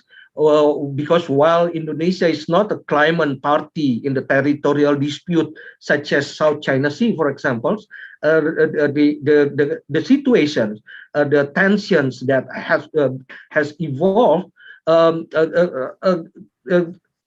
also warn Indonesia, including also government officials, to become more careful toward Indonesia involvement with China. And the current situations with the increasing U.S.-China tensions also put Indonesia in more difficult situations, because Indonesia's priority is to keep the neutral, free but active involvements under foreign policy. Those kind of things really make the situations, the economic relations between Indonesia and China cannot be up to the optimal level.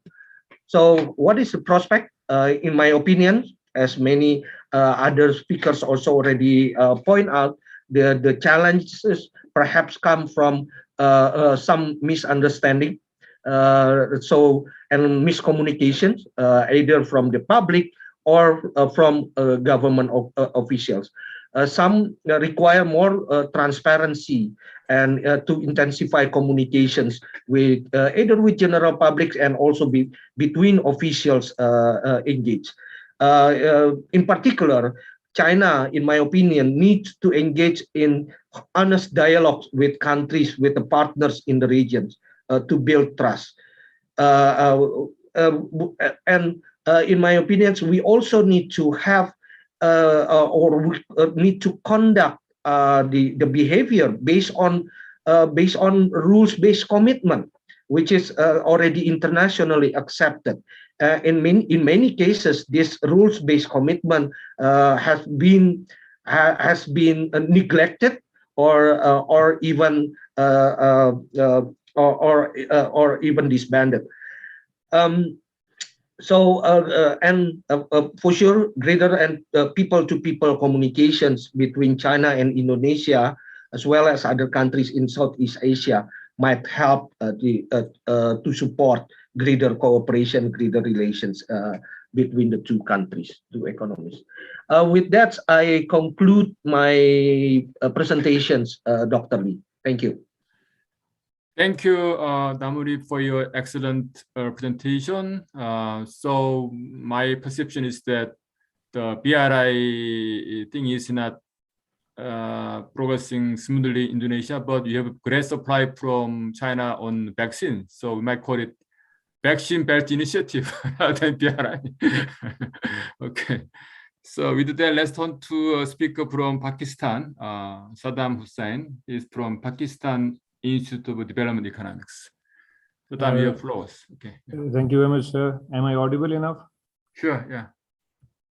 Let me share my screen with you. Yes.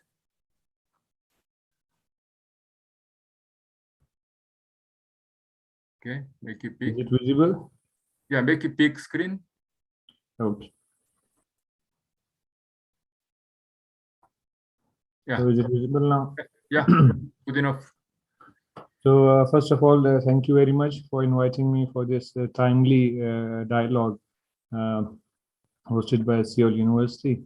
It is a good opportunity to discuss issues and challenges regarding Asia, China and Asian economies. So my talk will primarily be focused on Pakistan and China, obviously. So let me give you a little background. You all may know the rise of China.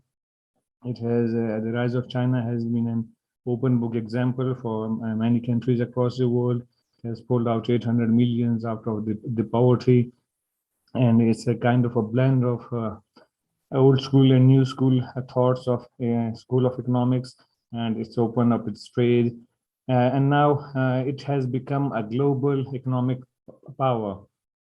After the Second World War, the US was singular power across the world, exerting influence. But now, after a long time, China is giving a very tough time to US, and its rise has been exponential.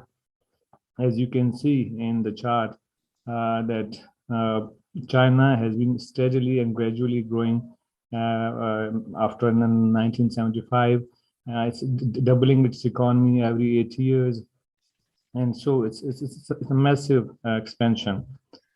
So fast forwarding to present day, China has unleashed its economic initiative, which is in the modern Silk Road and maritime Silk Road.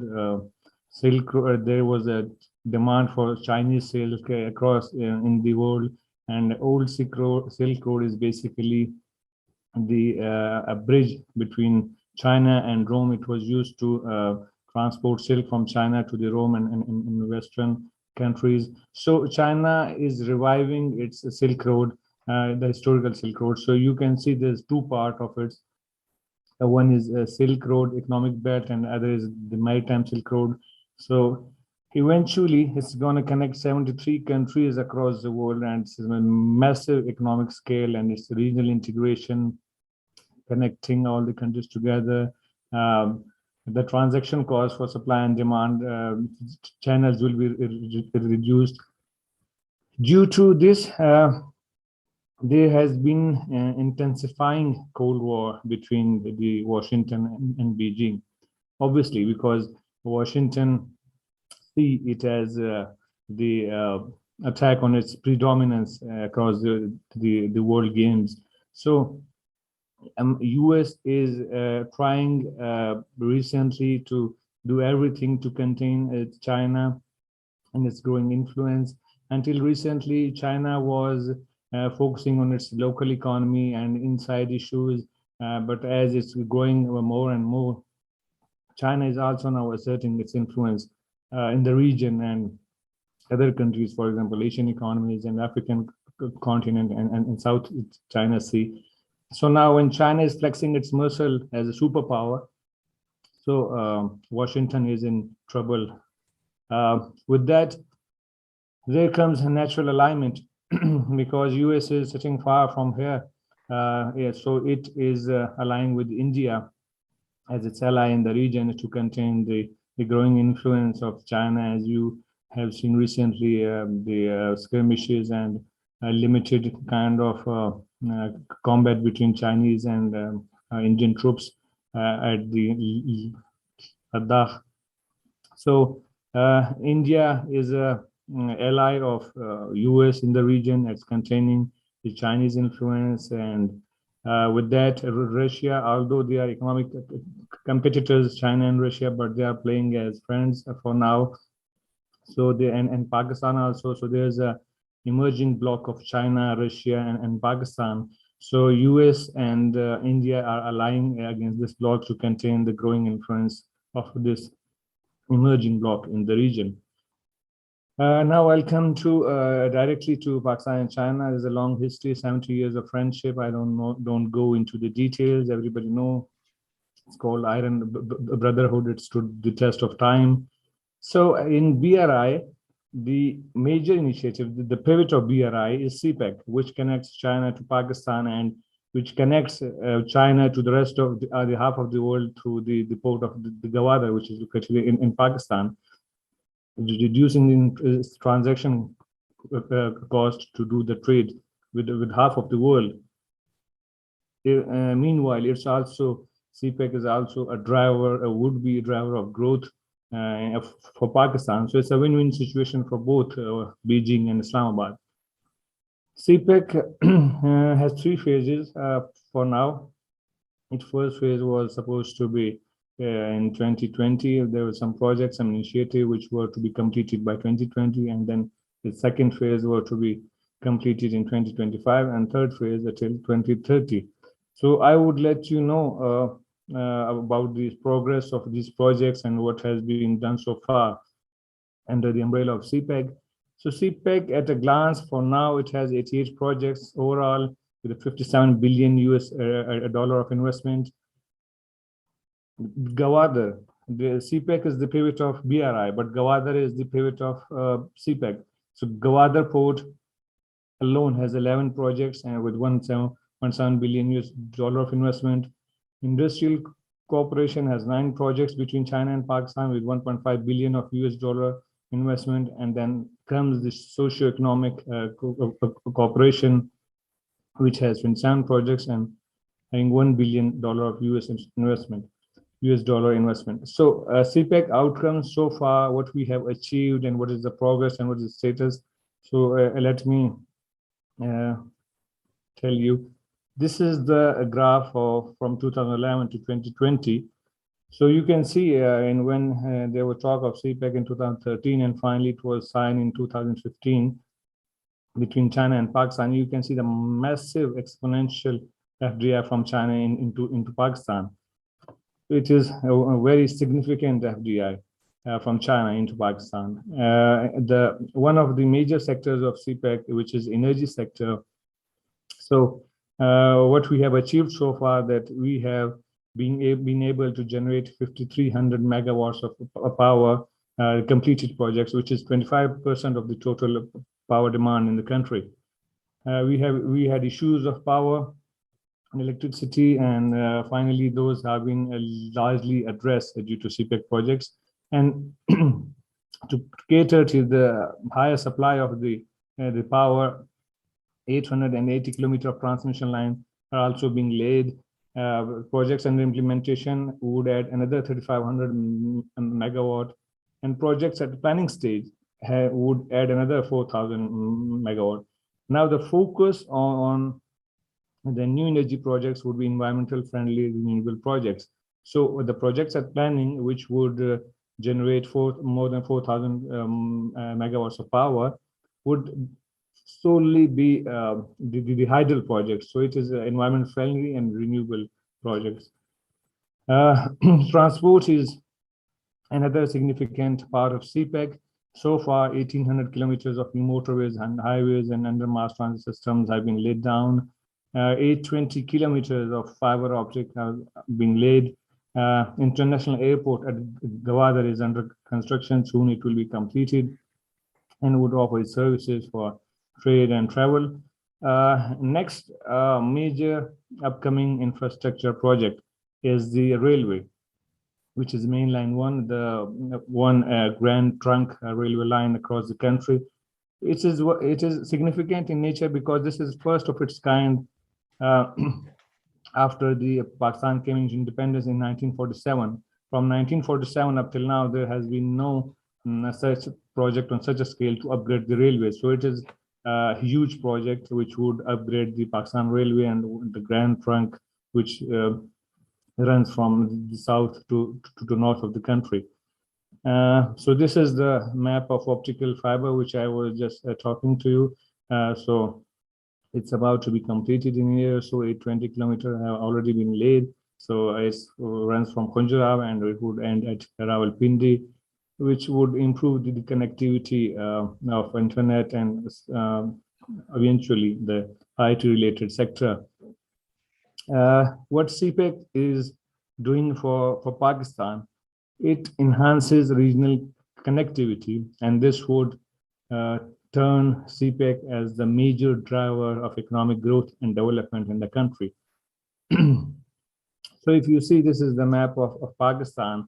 To China is northern Pakistan, which is topography of this region is very difficult because the highest mountain ranges lie in the northern Pakistan. If I'm not wrong, 7 to 8 highest peaks out of 10 highest peaks in the world are located in this region. So this region was isolated economically and socially for a long time. At the east, we have India. We have hostile situation with India for a long time. Now it's been intensified for the last 2-3 years. So, and as Afghanistan, we have Afghan conflict for past three decades. And then Iran, which is under sanctions, American sanctions for a long time. So Pakistan is kind of a prisoner of geography, which could not tap its potential due to this geography and geopolitical interests.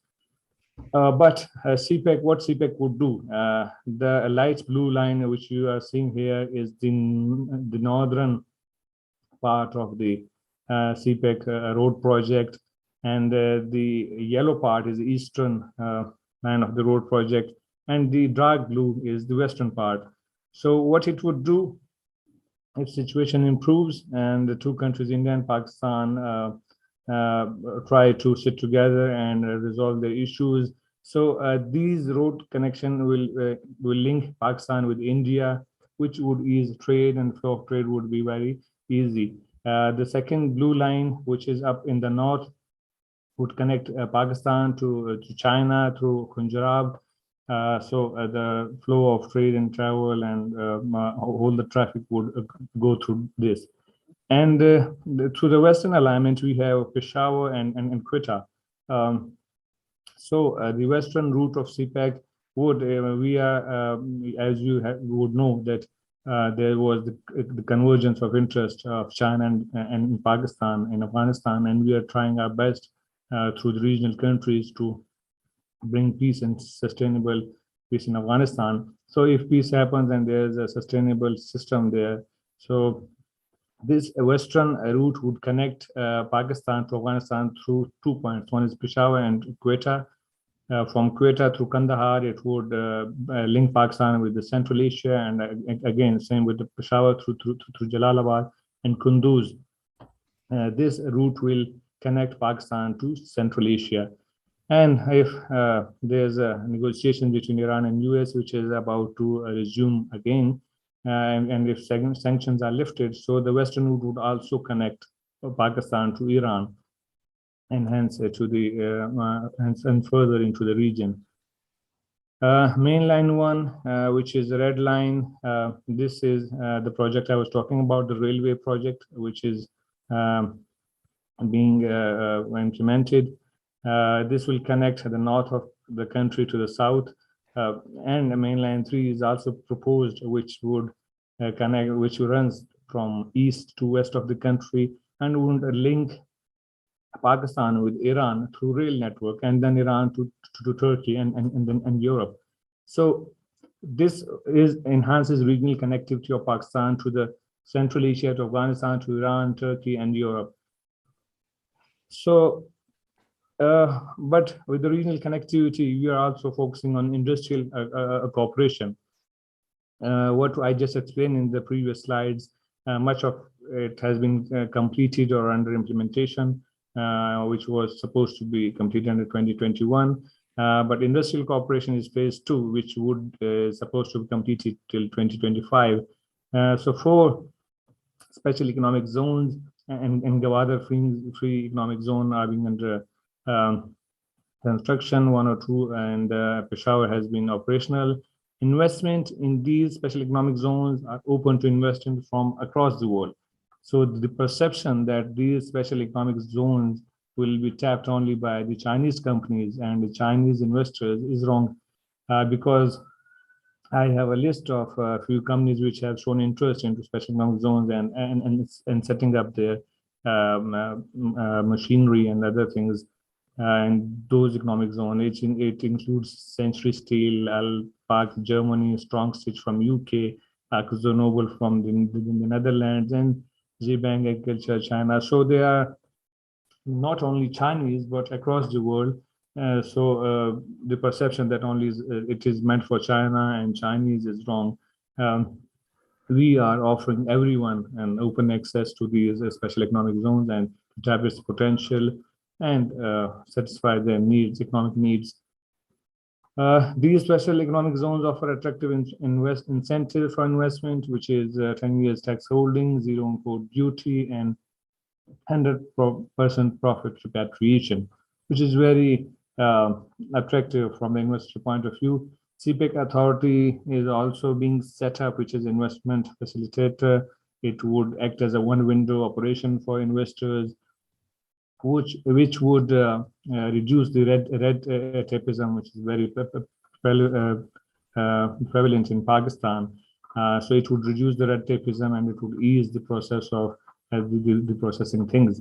Would you please wrap up times? Yeah, sure. So there's a plug and play environment for being there. So you just go there and install your company or industry and start functioning. CPEC through the new domains of cooperation, which is science and technology, agriculture and information technology. Talks are underway, and that's how we go about these. And then there's agriculture cooperation. Talks are underway also regarding this, which is aimed at mechanization of agriculture, the development of agri-value chains, and corporate farming, and also the capacity building through research. And these are some areas, potential areas regarding IT, information technology. So you can see my slide, there are different kind of areas. So what lies, this is my last slide, Iron Brotherhood and beyond. What China is doing, I explained the situation of the regional politics and interests. So China and Pakistan complement each other. There's a win-win situation if they cooperate. China through Pakistan wants to connect with the world, and we through Afghanistan using CPEC want to connect with the Central Asia through energy markets, supply and demand, energy markets and other things. So Pakistan through CPEC would act as a bridge between the market of supply and the markets of demand. So this is the vision of Pakistan for the future, and that's why you have seen the convergence of interest in Afghanistan.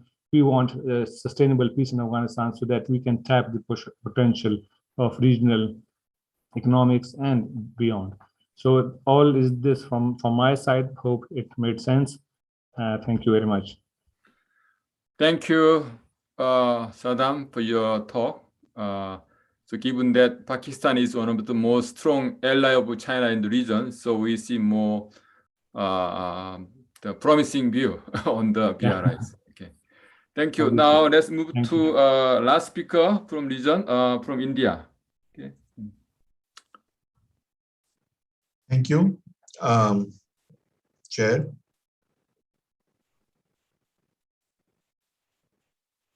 So he is from Institute of China Studies in India, based in Delhi. Are you able to see my screen? Yeah. Full screen. Good. Yeah. Thank you so much. I have been. Thank you for inviting me to this interesting conference, and I have also been listening to the other speakers before me and the excellent presentations. My approach towards this presentation again is from a very kind of the approach that I'm taking here. It does not have a real lot of data or economic data per se, because I look at the larger ecological issues that are there in the larger South Asian and the Southeast Asian context, where China and India are major players and are considered as growth engines, and also quite a strategic investments that are there by both India and China in the region. And also from the different countries that were participating, including South Korea, Indonesia, Pakistan, and Vietnam. The title of my paper today is to actually look at transboundary ecological contiguity and sustainable development. How do we look at Asian economic revival after the pandemic? And this is one of the core questions that the panel was being posed towards by this conference, by the organizers, saying that how do we actually ensure Asian economic revival after this pandemic that has hit us very strongly. And in that sense, I would like to actually look at the basic conception of how we understand transboundary spaces and borders in this region, in terms of how the natural understanding in form of territorial sovereignty, it is looked as in terms of territorial compartments, fixed drawn lines on the world map. But then this notion of fixity that we see of territorial borders are almost seen as natural formations, where maybe nations having this absolute sovereign territorial power have actually what Giddens and Anderson have said as bordered power containers. So in that sense, what I want to actually bring about in my understanding and my contribution towards this panel is the transboundary flows of spaces and ecology versus this fixity. How do we look at this fixed and fluid in terms of the larger context of ecological cooperation in South Asia and Southeast Asia? How do we achieve that, for example? So I want to emphasize and also underline the contiguity of transboundary spaces, because where China ends, India starts, but then there is also a large kind of a contiguity where, for example, Pakistan ends and India starts. Also, there has been quite a lot of contiguity in geographical context, in a larger physical and geographical context. And therefore, we also see that transboundary rivers, which are shared between China and India, India, Pakistan, India, Nepal, India, Bhutan, India, Bangladesh, from the Indian context, they are excellent examples of how we can actually look at this fluidity and versus this kind of fixed notions of territorial sovereignty in terms of borders and territoriality. And this basically, we see that in today's times, especially highlighted by the pandemic, the geopolitical realities that we see and are coming from this kind of ecological interdependencies. The COVID-19 pandemic is a very stark reminder to us that we cannot actually really think only in our nation state containers or border power containers anymore. And these geopolitical realities, owing from these ecological interdependencies that we see, highlights these vulnerabilities and the interdependence of transboundary spaces. And they're both political as well as ecological in nature. They also are economic in nature and also has a significant impact on the economies of both of most countries in South Asia and Southeast Asia, as we have seen in the past 2 years. I want to actually draw your attention to also the standardized definition of what we understand as sustainable development. That development that meets the needs of the present generation without compromising the ability of future generations to meet their own needs and wants, and recognizes that growth must be inclusive and environmentally sound to reduce poverty and build shared peace and prosperity for both present and future generations. So now, when we look at the keywords here, is mostly looking at inclusivity, participatory development, environment, ecology, peace, progress, and prosperity. And that is also meets the vision of largely any country in South Asia and Southeast Asia, including China, including India, and also major countries such as Pakistan, Indonesia, Vietnam, and South Korea. But how do we actually look at this? And this becomes very, very significant and important, especially in the context of the COVID-19 pandemic, because we also have to look out for our future generations. We cannot actually continue on the path of development, which does not look at the inclusivity and the participatory development of also looking at the future. And currently the COP26 is also going on in Glasgow. And that also, a lot of these issues are being underlined. So in that sense, in context of the Asian economic revival after the pandemic, what is the question is to explore again, to my mind, is the larger vision towards regional economic prosperity. How do we achieve that? Is the economic revival vision of South and Southeast Asia inclusive? Is it participatory? Is it ecologically conscious? Is the core aspect of sustainability and ecological contiguity factored in of these larger transboundary spaces? And also very, very important from a very economic and social sense, and which is also very political, is the core aspect of inequality. Is it being able to be addressed by this economic revival in the region? And these are very, very basic questions that we have to address at every level. So in that sense, we also have to understand that the understanding of peace, progress, and prosperity cannot be in a linear narrative. It actually can see many ups and downs, and it can meander kind of a lot of different kind of economic, social, political, and strategic interconnections that we see, the web of interconnections that we see in the larger region. it cannot also hop and skip and jump the core questions of inequality among the nations of South and Southeast Asia and East Asia. It also cannot bypass these aspects of long-term sustainability of development interventions and infrastructure that we're building. And the Belt and Road Initiative is also one very important infrastructure project that has a regional kind of a sense, not only global, but also in terms of looking at the regional context. It definitely has a significant impact on how we look at long-term sustainability of such interventions. It also has the potential to lead to new patterns of conflict.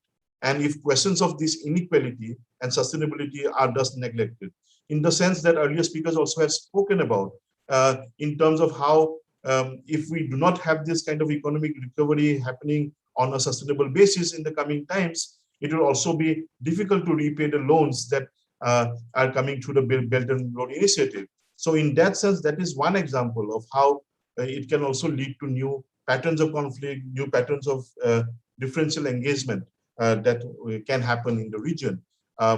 So in that sense, also the understanding I wanted to bring about is that these development policies and the infrastructure policies, they also linking, like for example, the Belt and Road Initiative in larger Asian context, if you look at, or in the South Asian and the Southeast Asian context, it is linking very, very unequal spaces. It is also aiming to link very unequal spaces. And therefore, it cannot talk by itself to the communities that live in these unequal spaces. Unequal spaces, by that means, I do not only talk about in the strictly national context, but also a subnational context. Maybe there is also a sub-regional context to this, because there are certain sub-regions in this South and Southeast Asia, which are also very, very, there is a lopsided development pattern, especially from where I come from in Northeast India. And maybe if you look at Bangladesh, if you look at Bhutan, if you look at Myanmar, and also Southwest China. And that kind of aspects, these are also linking those kind of important regions, geographical regions. And therefore, I emphasize that these development policies also have to be organically linked to the ecological landscape and the community aspirations. Please try to wrap up. We are running out of time, please.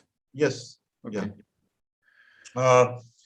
The development policies have to be understood also by the countries in the participative framework. And for that, a regional context and a sub-regional context is very, very important. If I look at the Northeast Indian context, we share about 90% of our borders with India's neighboring countries. And it has been a hub of regional routes. Trade has happened across international borders. And we also have this, India has this look east and act east policy, which also looks at Southeast Asia, East Asia, and China, and how that continental route, in this context, when I was talking about sub-regionalism, is the role of border provinces, such as Northeast India, and also Southwest China, for example, how that can be effective connectors in the larger look-east diplomacy and also China's, policy towards the Asian countries, the Belt and Road Initiative, for example, and how that also wanted to highlight about the Bangladesh, China, India, Myanmar economic corridor, and how that interacts with China's One Belt, One Road Initiative, in terms of how for a long period of time, for over 2 decades, there have been a lot of consultations on various issues related to environment, ecology, and sustainable development in the Himalayan region, which actually have been taken a backseat now because of India's reluctance to join the BRI and the BCIM economic corridor, and also the BCIM, larger BCIM process, the sub-regional process, which was gaining traction, actually has been now put back burner. So in that sense, there's a need for institutions and mechanisms which actually can go a longer route towards actually desecuritizing these kind of initiatives on ecology, environment, which in the transboundary sense, and disconnected from the larger kind of territorial strategic notions that we actually see. And also, there is definitely need for improved physical connectivity and the movement of goods, people-to-people contacts and ideas. And therefore, there is this need of kind of cultural connectivity that we should emphasize upon, and the political will to address this kind of development coming into the future. I think I wanted to also highlight that and with this picture from the living root bridges in Northeast India, where we have to also, in light of the COVID-19 pandemic, we have to also think about our future generations much more proactively in our economic development, infrastructure development policies in the region, so that we can have a better future for the generations coming. So this picture where villagers who make this bridge actually do not build it for themselves, but they build it for the next generation. So they cannot use it themselves. It takes almost 60 years to build such a bridge out of living trees. So in that sense, that intergenerational kind of sharing needs to also come, and this in a larger transboundary context. Thank you. Thank you. Thank you for keeping time as the last speakers. So we have about 15 minutes or so for discussion for among us, also from floors. We can do many things, but first of all, I think I have to ask Professor Chung from China to have some your response to many comments from neighboring countries on their bilateral relations with China. Okay. Professor Chung, Yeah. Okay. Thank you. My primary opinion about the new situation or new relation between China and the neighboring countries, I think from Chinese government perspective, they want to show a very good image to the neighboring countries, because according to the Western international relations theories, rising countries may create some uncertain and also hegemonic behavior to influence other countries' domestic governance or domestic social side. But to China, I think is somewhat different from the Western rising great power model.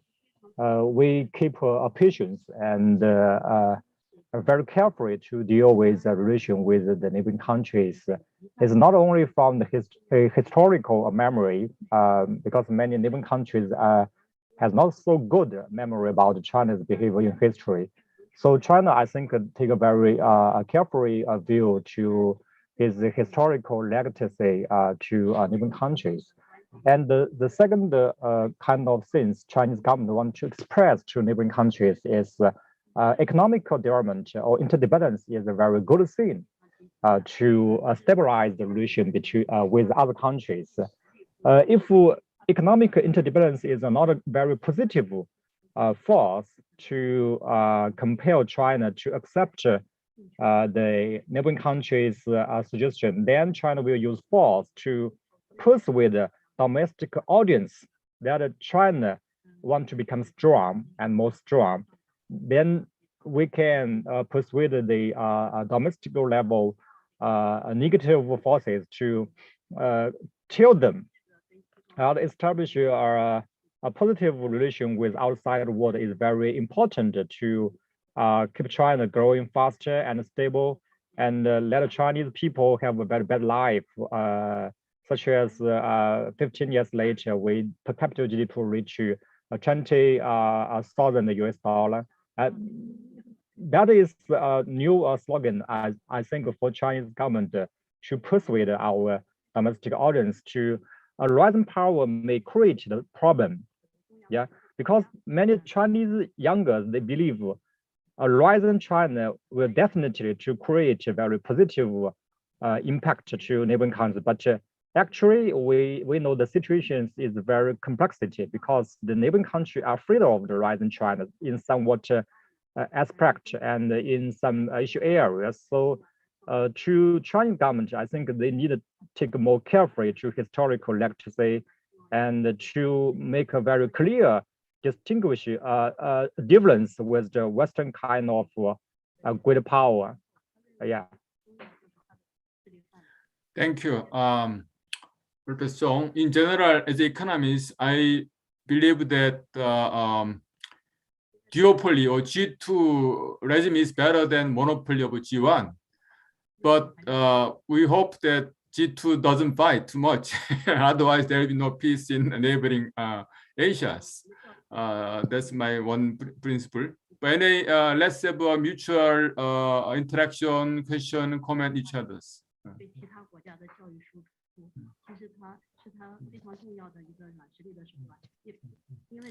Education to general discussion or to some speaker from other countries.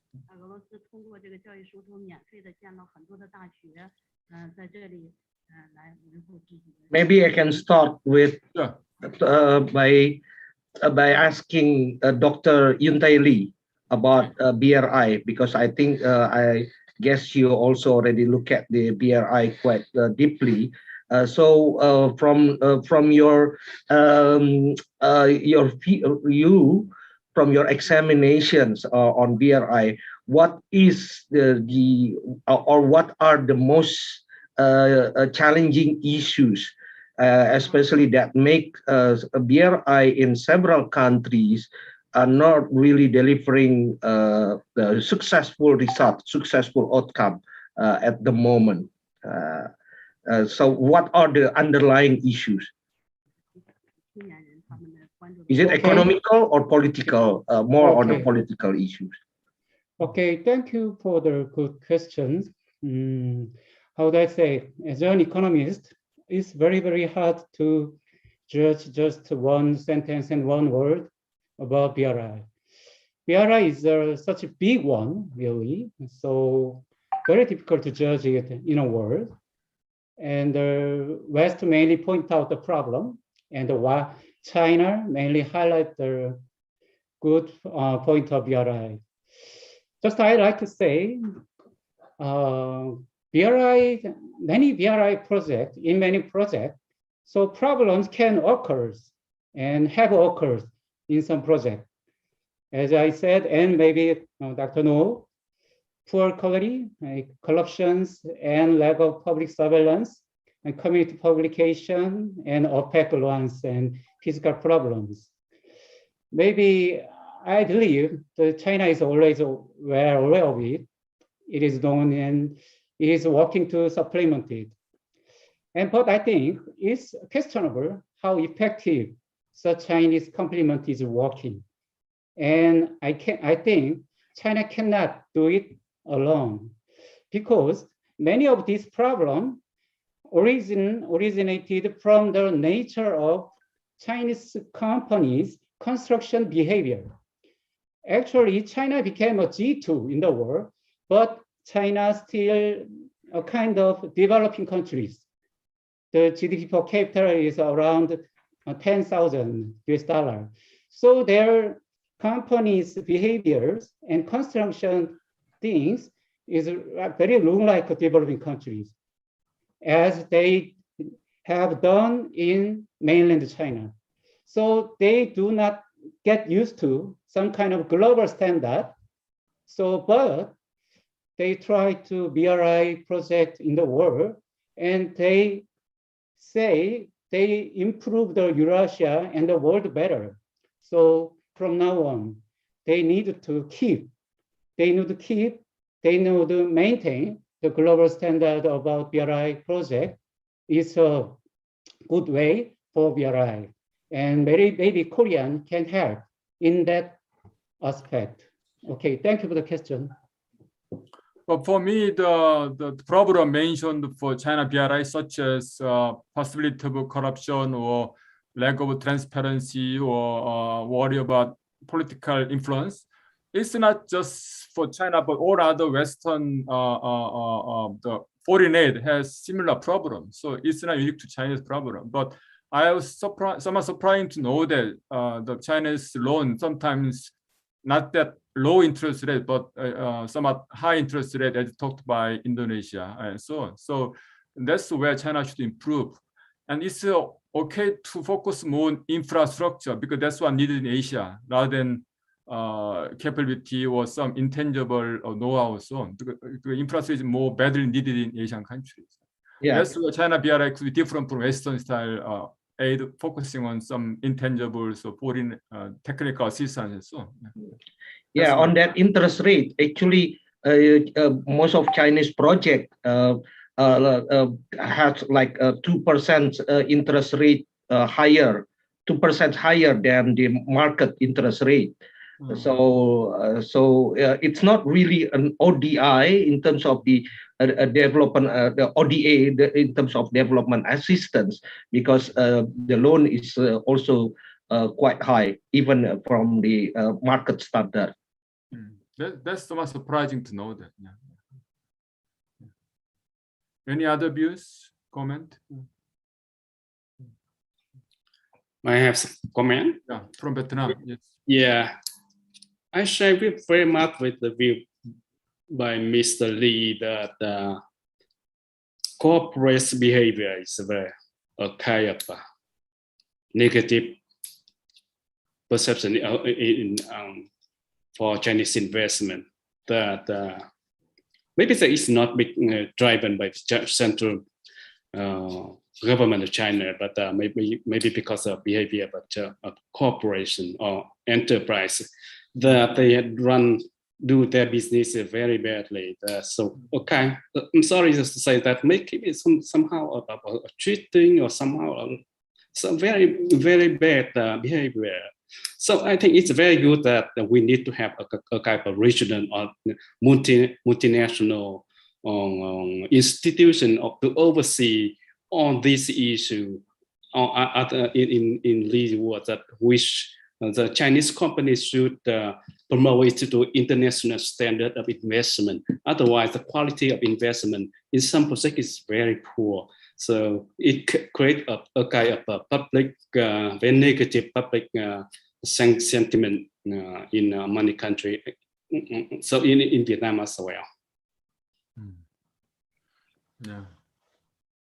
Also, as I point out that for Asian countries, China is the biggest trading partner, bigger than USA or EU and so on. And the same for China, Korea.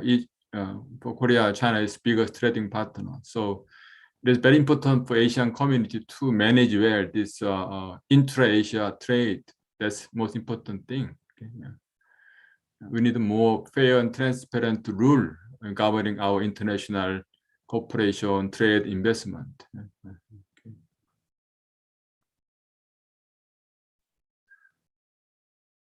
Any others comment? Let's see.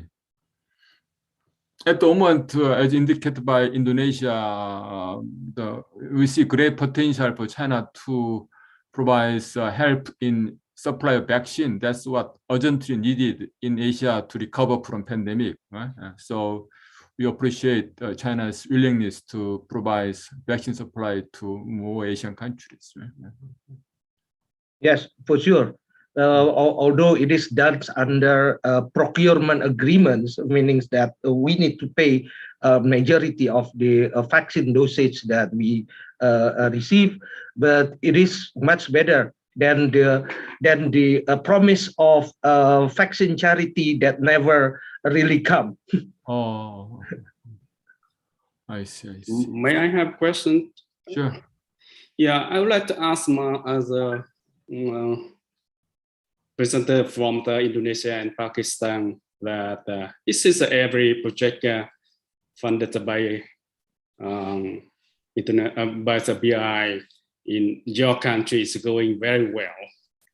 From your presentation, I'm very cautious on how do your country manage this project. So it's pretty very good outcome, quite contract to other country like in Vietnam or Sri Lanka or some other country. So what's the reason? What's the measure to manage this project? Thank you very much.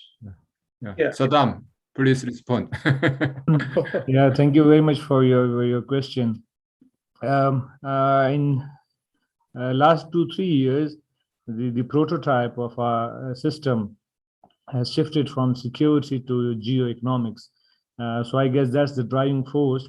We were a state which had security risks from the eastern border and from the western border, and it went on for a long time. But for the last few years, there has been a shift towards geoeconomics. And to ensure, to tap the potential of geoeconomics, we are reaching out to our neighbors, to Central Asia. And so we have a special focus on CPEC because that's the pivot of our geoeconomics framework, the long-term framework and long-term strategy. So we are trying to reach out to Central Asian region for our energy market and for more economic potential. So we want peace in Afghanistan, and we have set up a special security battalion, special security unit from the Pakistan military, which is securing the CPEC projects. So there's a whole focus on CPEC because that's kind of a lifeline for the country, and it would help Pakistan to take off economically and flex its muscles economically and to tap its potential and to shift from being the prisoner of geography to become a bridge between the markets of supply and demand. So this is why we have a laser focus on CPEC because it drives our long-term economic growth. Thank you. I guess that I hope this answers your question. To make it short, that means for China, the Pakistan is very special country. It has also not only economic but also geopolitical values, strategic partner. So I guess China is treating that Pakistan in a special ways. Perhaps I can also give some clarification. Yes. Yeah. In Indonesia, I think only few of BRI projects or Chinese investment, especially on the infrastructure development, that managed to be to deliver a good outcome.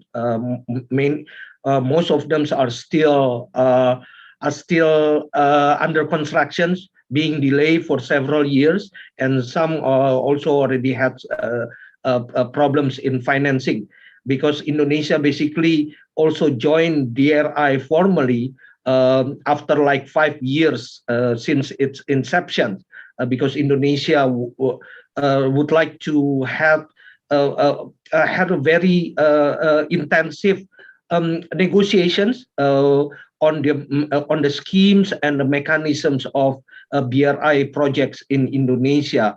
Although on the other hand, Indonesia really feel the things that BRI can fulfill the need for infrastructure financing. But yeah, it's not really going well, although some are quite successful. Thank you. Hyun-tae Lee, you have something to say? Okay. Thank you, Professor Khalid. I have one question to Saddam Hussein from Pakistan. Is there any kind of discontent or dissatisfaction about the China's BRI's investment in Pakistan in terms of environmental problems or the financial debt or the local employment, etc.? I saw one article last year after pandemic outbreak, the China and the Pakistan government start to renegotiate the term of their finance, term of debt. So I wonder, really everything is going very well in Pakistan or something like wrong? Can you tell me about that? Thank you very much for the question. No, obviously, for the project or an initiative of such a scale, not everything is well. There are some problems, and the present the government under Imran Khan, we renegotiated some of the projects. We brought the social sector under the umbrella of CPEC. Regarding employment, and this is a perception because in the first phase, what is, as some of one of you have mentioned, that Chinese construction techniques and skill are very different and they're very advanced. So at the first phase, when there was construction, there was Chinese engineers and technician and all that. But when these are completed, and then the labor and other workers are from our country, from Pakistan. For example, the special economic zone in Peshawar, 80%, but I should say 90 to 95% employees are Pakistanis, and there are very few Chinese. Regarding the environmental aspect, yes, at first you need to get things done, but as we move forward now, as I explained in my presentation, that the projects and the implementation for the energy projects, which would add more than 4,000 megawatt, we are trying to that they should completely be from the clean energy, which is the hydel projects. For majority of the projects are hydel. So yes, environmental aspects is there, and we are allowing no more coal imports and coal-based projects. We would use our indigenous coal for some time, but that would eventually fade away, and then we will shift to green energy. I forgot your first point. That's okay. You answered. Yeah, one was environment, one was employment, and I'm sorry, I forgot the third point. Yeah. So it's more or less you answered. Yeah. Any other further reaction, comment, interaction, whatever? Otherwise, our time is almost up, so we can try to wrap up or finish. Okay. So I think we had a great session of mutual learning and understanding. As expected, we all have a diverse, different perspective on this issue, but we achieved some progress, but also a lot of things to be further improved. And our session made a contribution to identifying what are the ongoing issues which can be handled in the future. Okay, so with that, let's end this session formally. Thank you for all your time and active participation. Thank you. Thank you. Thank you very much. See you Bye. later. Bye. Have a nice evening. Thank you. Thank you. Bye. Thank you. Bye.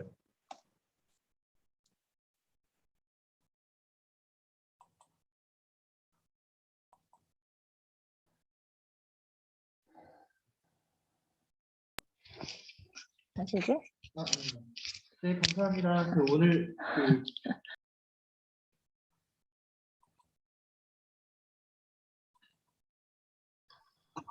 감사합니다. 오늘 참여해 주신 모든 Thank you very much everybody for joining us today. I would like to thank the moderator, Professor Lee, as well.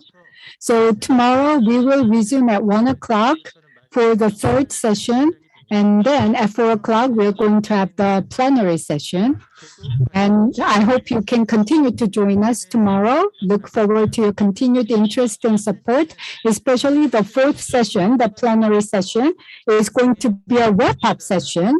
And about 10 speakers will go through 3 rounds of discussions, answering 3 questions. So it's going to deal with everything that has been discussed in session 1, 2, 3. So I would like to encourage everybody to join us for the plenary session. Thank you very much for your participation today.